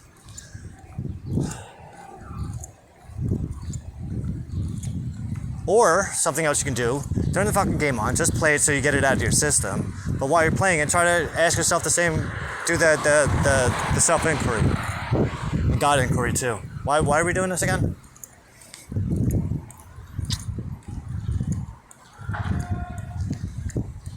Alright.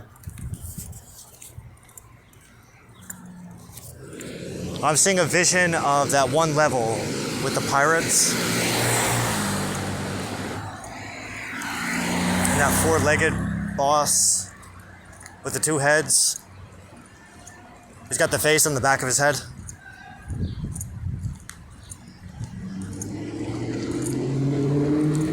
I think. Or he's got two heads sticking out. The same stalk. I don't remember. Annoying pirates.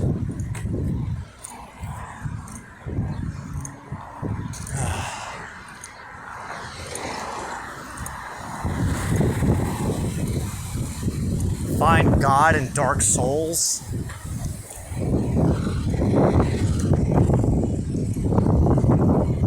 I mean, I can see the correlation. By gathering souls, you're like kind of gathering divine sparks, right? I can see it. It's not necessarily getting me all like juiced up about it.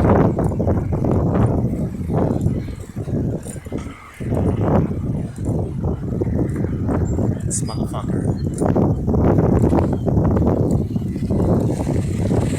What else do you want to do?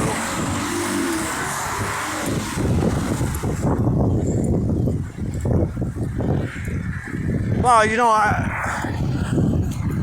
this would be one of those moments where I feel like at least this is my man instinct, this is my man intuition coming through. This is one of those moments where I'd like to come home and there'd be a woman there, you know. I mean, not my mom or my sister, but like, hey, honey, I'm home. How was the office? It was good.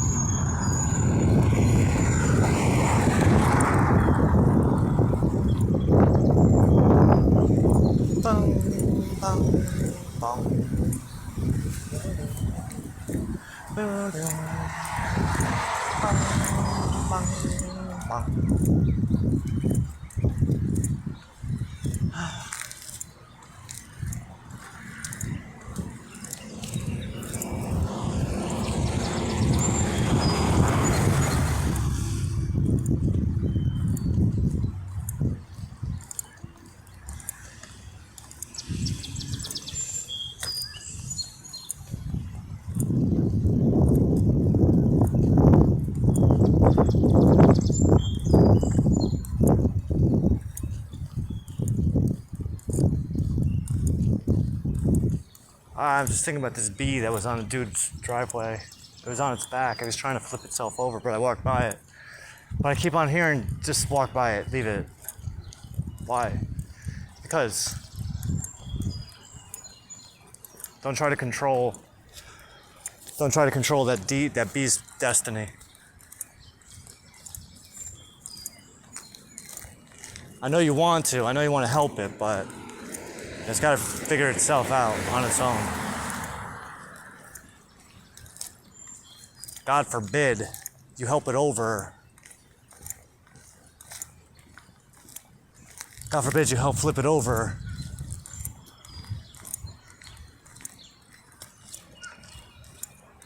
And you deny it the opportunity to figure it out on its own. Which reminded me of what I said to Teresa last night. Which is, I can give you all the advice in the world, but you're not going to listen to it until you figure it out on your own.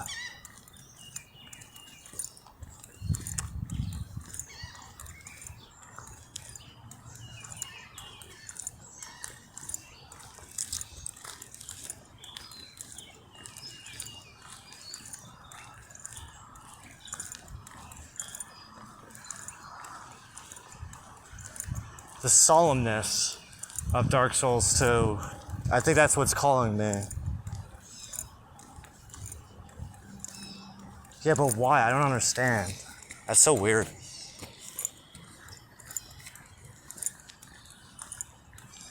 The dark soul that's contained within the game itself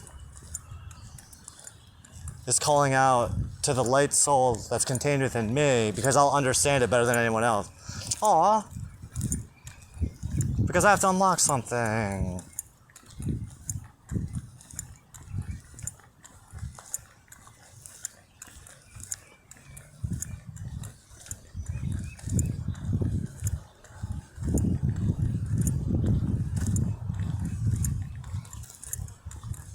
Because all the denizens of the game,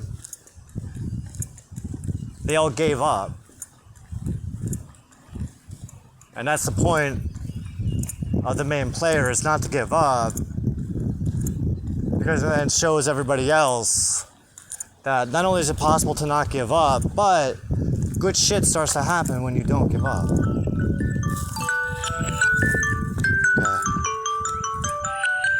Opinions are toilet paper.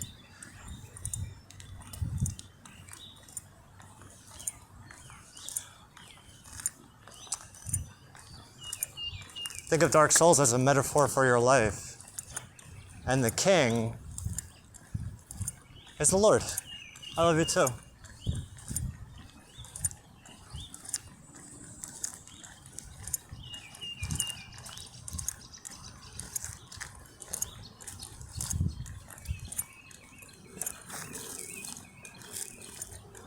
And there's something about Dark Souls, the Sovereign Lord, getting stuck in a loop.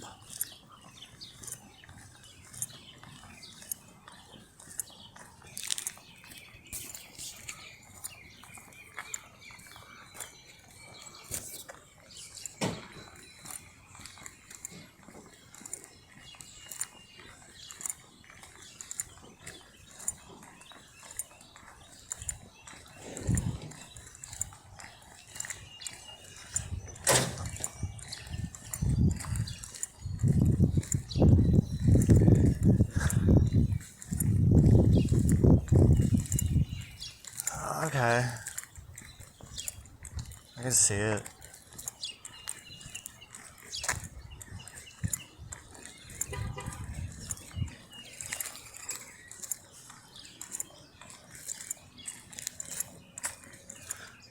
Alright.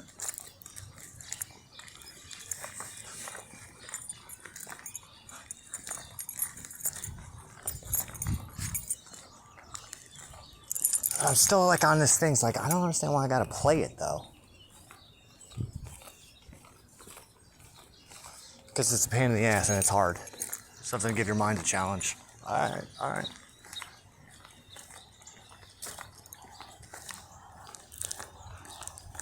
Try to imagine that you're getting better by playing it. And it's making you better for something else.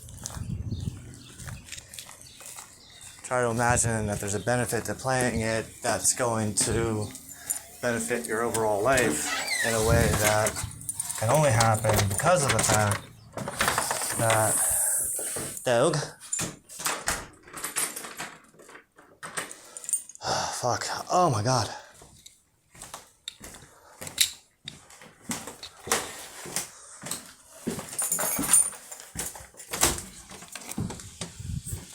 Let's unload some things off of it.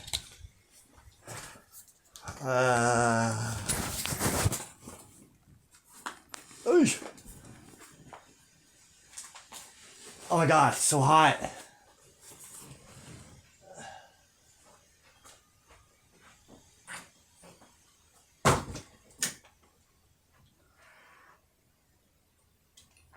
Look, I might as well go make some more coffee. Let's chat. Do you want him? Or do you want to talk about? Oh, fuck! God damn it.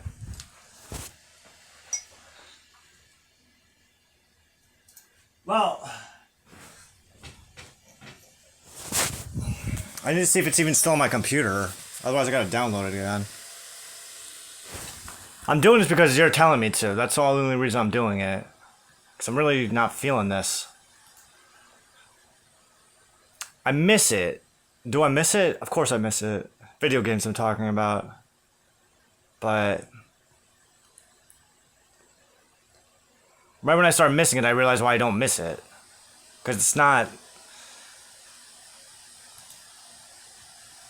necessarily fulfilling.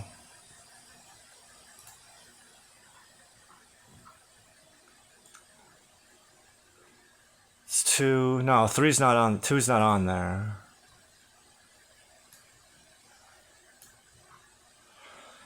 All right.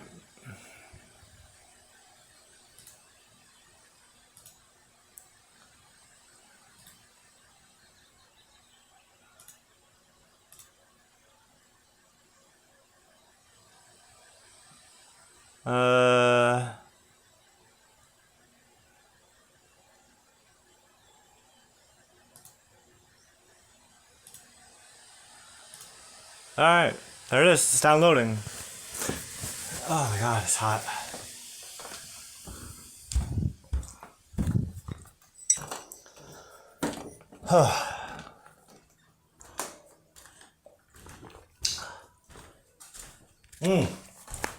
I love coffee.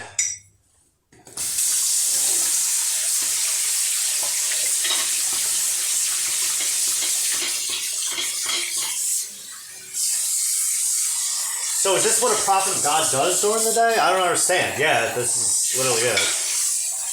What is Mashiach? What has Mashiach been doing all this time? This.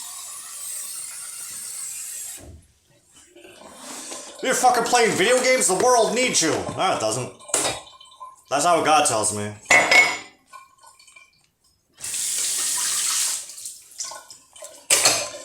God tells me a very different story.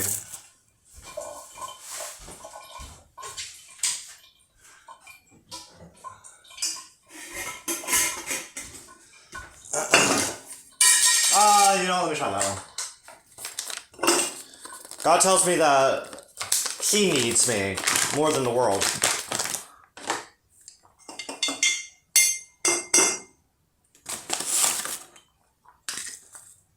And that everything that I am doing right now is ultimately for the sake of humanity.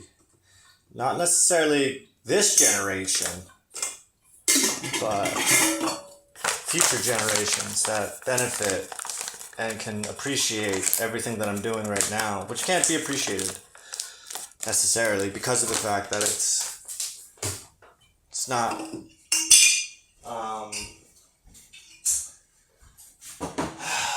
what's the right word? It's not necessarily. You know what? Try a beer. Have a beer. Ain't nothing wrong with that. Besides, it might crack open with some kind of inspiration that you need. I'm gonna open it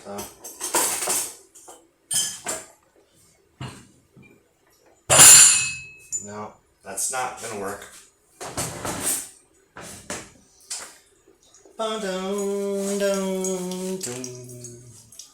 Oh. Okay. If I were supposed to drink it, then there wouldn't have been a can opener right there.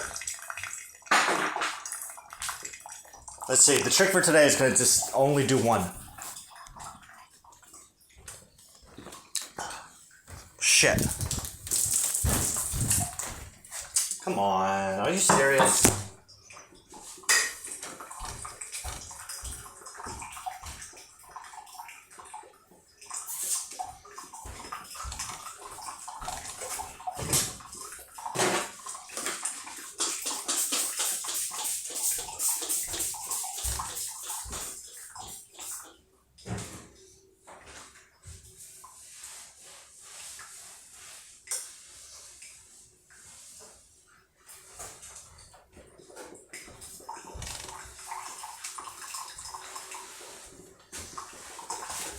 How much longer do we have? We got a couple days. Today's only the 2nd. Mom and Mike aren't back until the 6th.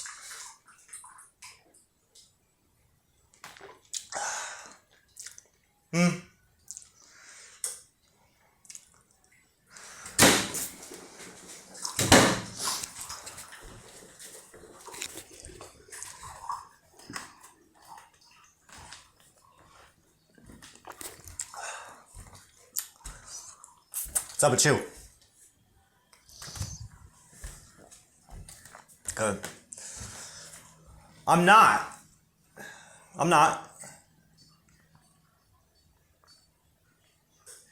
If I was, then I wouldn't even ask you to come with me at all. I'm talking to the dog.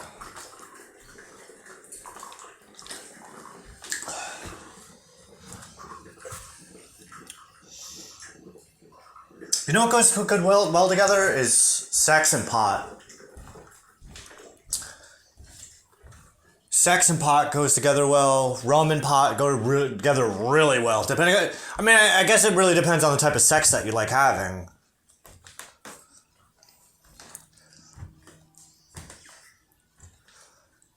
Like, drunk sex is good. It just depends on...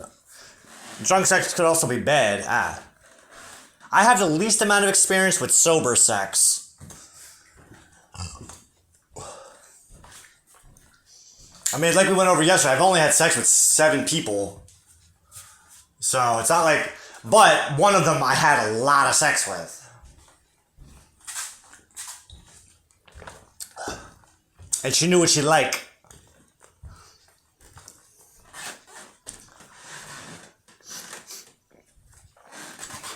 See, I'm a sub when it comes to sex. Like, a sub dom switch, I guess you could say.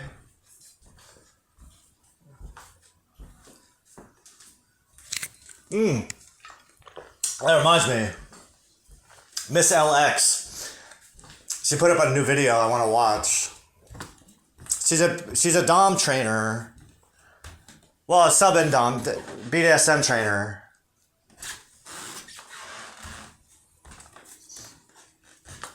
And she looks like Miss Kim. Just I like about her.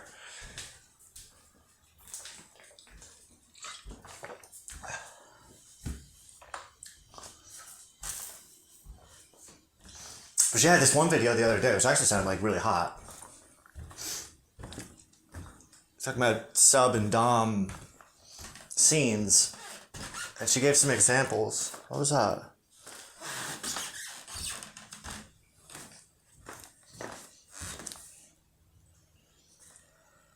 For real? That's why you look terrified.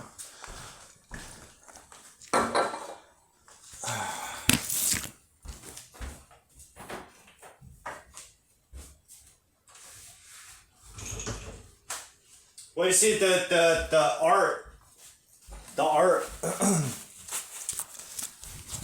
of what I'm doing and talking about this. Because this is kind of an uncomfortable conversation. I get squeamish. Believe it or not, I get squeamish around sex conversations. I couldn't have sex conversations with my ex-wife. It was one of the things that fucked up our relationship, was that sex was good. I love the sex. I thought we had the best sex, but that's me. She may not agree. But my problem was,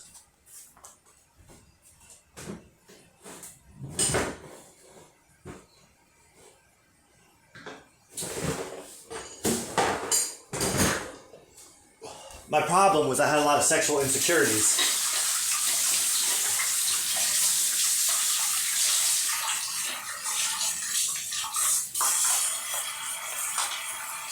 Like what? Like size-wise.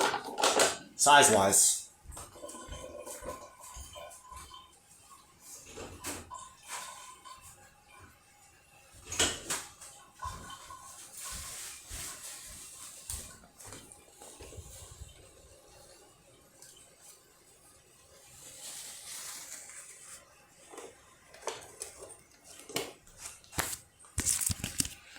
Right? Size doesn't matter until it matters. So I always had a little insecurity like that. But the way I look at it, the way I look at it is quite simply, it's big enough that you feel it if it goes in.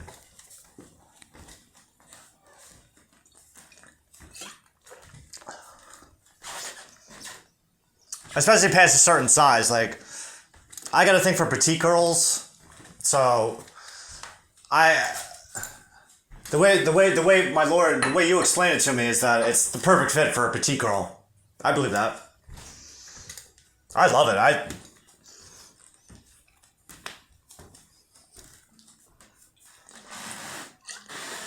We're talking sex talk?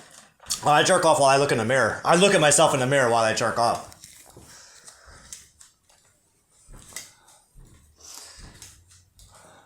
And I think about all the things that I'm doing, all the success, all my future successes.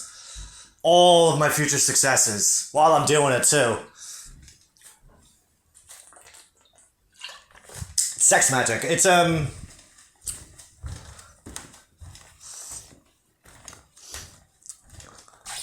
technique that I developed based on the divine feminine teachings of Mia Magic and Rachel Pringle. The wise rabbi once said, if you want to be a better man, you got to be a better woman. Now, mind you, I did all this like years before Rabbi said, are you fucking serious? I did that all years before Rabbi said anything about it. So by the time he said something, I know exactly what you're talking about. Because it's not impossible. It ain't impossible that I can actually teach women how to be better women. But then it's like, why?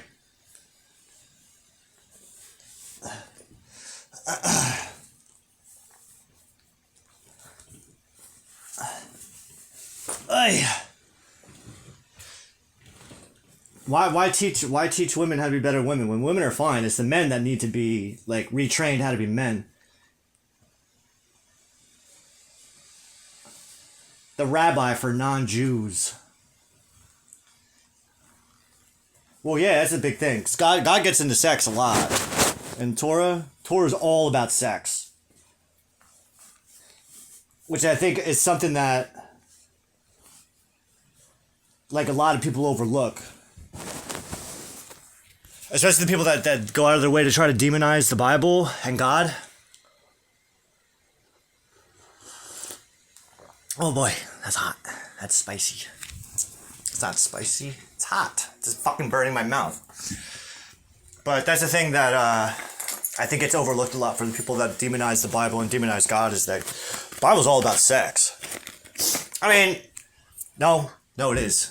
It's all about sex.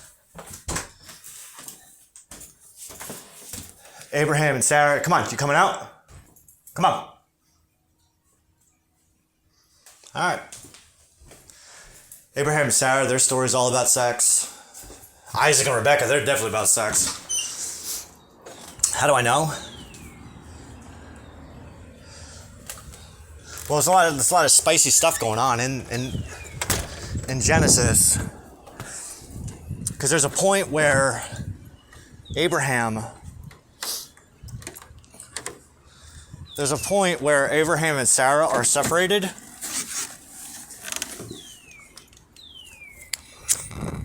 This fucking guy.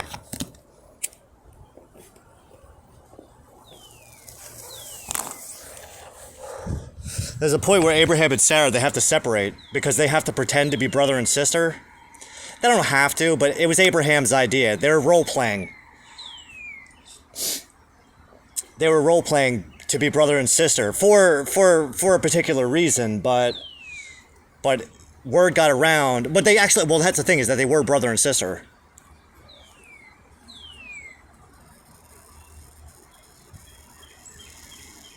She was his half-sister. on his father's side, which technically is not allowed later on, but it's forgiven because for circumstances. Because that's how you make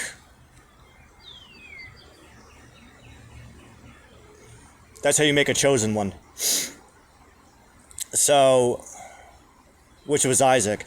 But what ends up happening is word gets around because Sarah's very beautiful. So word got around that there's this new guy, Abraham, in town, and he's got his hot sister with her. So Pharaoh, the fucking king of Egypt, sees Sarah. He's like, all right, I gotta get a piece of that.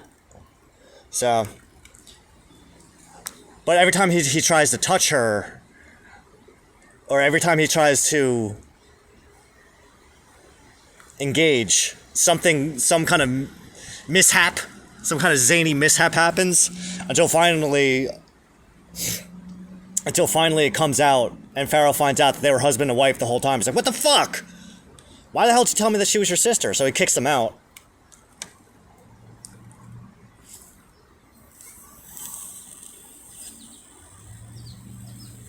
He kicks them out of Egypt, but he pays them a shit ton of money because it's like literally it's bringing curses. The first plagues of Egypt came from Sarah, not Moses.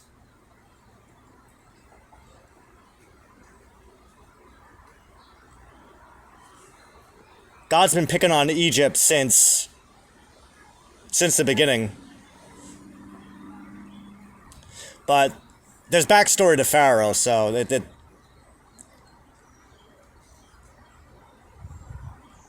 Pharaoh, the original Pharaoh, ended up fucking over King Osiris using trickery. So God's got a little bit of a gripe with Pharaoh. Well, used to. It's a long time ago.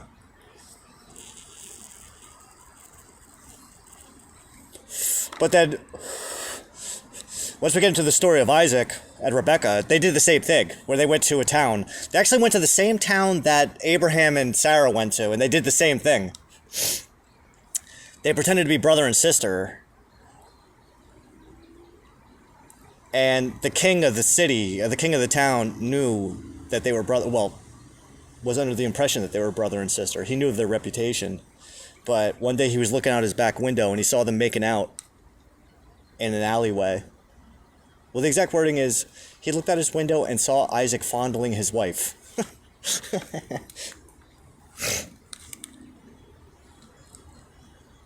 Meaning they were making out. They were canoodling in an alleyway where they thought nobody was seeing them. Because they were role-playing. They were getting into that shit. And then Jacob and Rachel, that's another sexy story. That's a real sexy story. He had to wait 7 years before he could touch her. Before they could touch each other.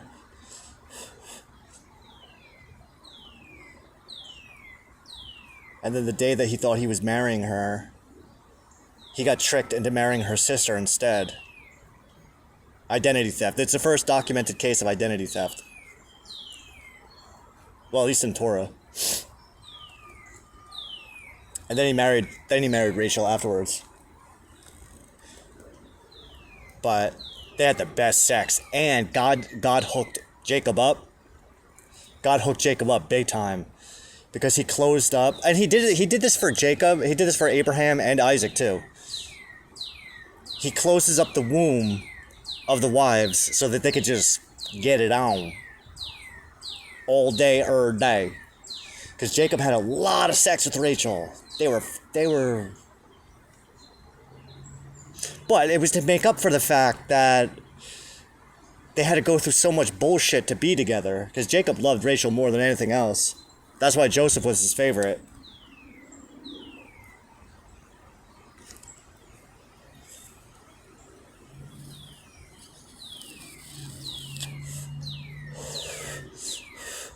But God had to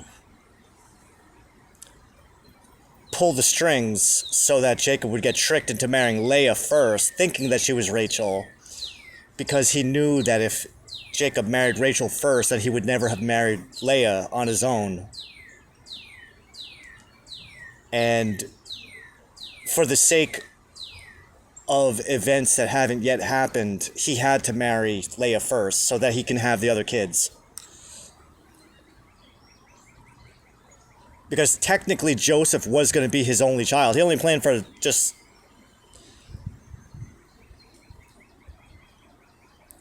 The only reason Benjamin was born was to replace Joseph when the other brothers kidnapped and sold Joseph into slavery. Because Jacob would have walked out. Fuck that shit. He couldn't stand his other sons. They were all fuck-ups. And when Joseph was born from Rachel, that was the fucking golden child. But then she died giving birth to Benjamin. But she had to die so that the other brothers could do what they did. So, I mean, the way you explained to me is that my next wife is like the wife, where I can do all the things, blah, blah, blah, blah, blah, blah, blah, whatever.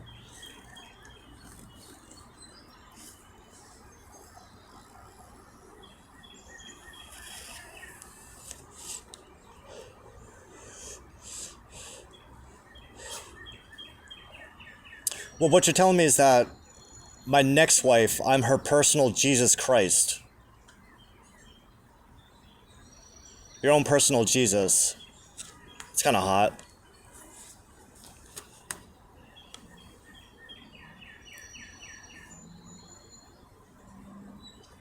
Day drunk?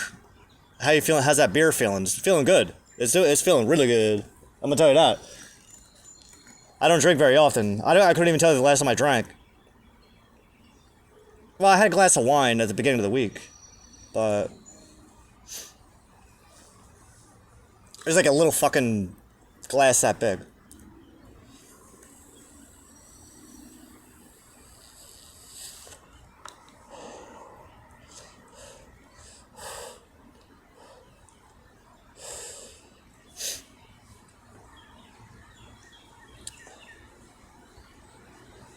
I think Joseph and Asenath, they had to have amazing sex, I would imagine.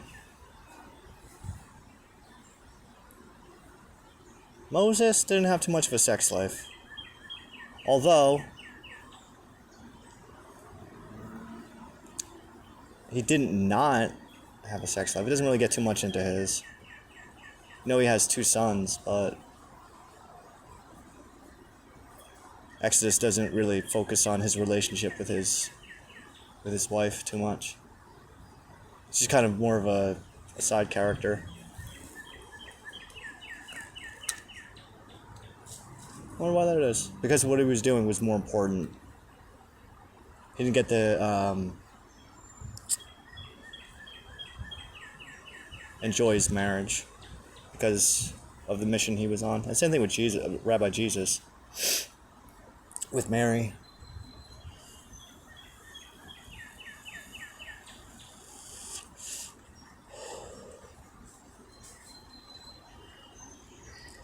Yeah, but with the resurrection of Jesus comes the resurrection of Mary. This way they can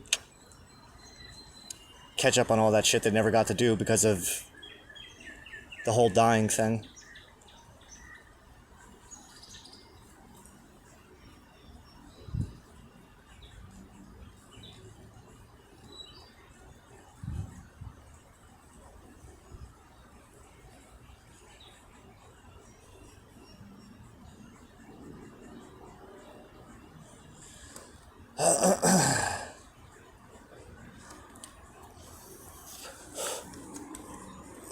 Oh, I didn't forget Dark Souls 2. Come on.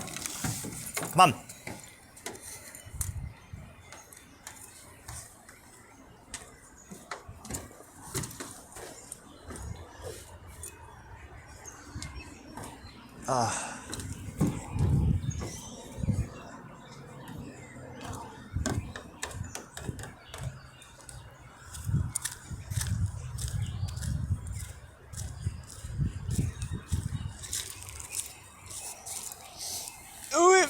Lift.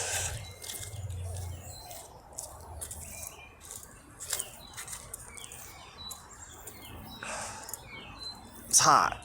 I need to go inside. Oi!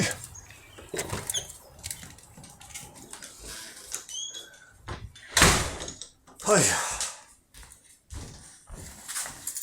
They tell me to go play Dark Souls 2 now. Alright. Alright, you done? Is there anything else you want to talk about? That's not a bad idea. Alright, very good. We'll talk later.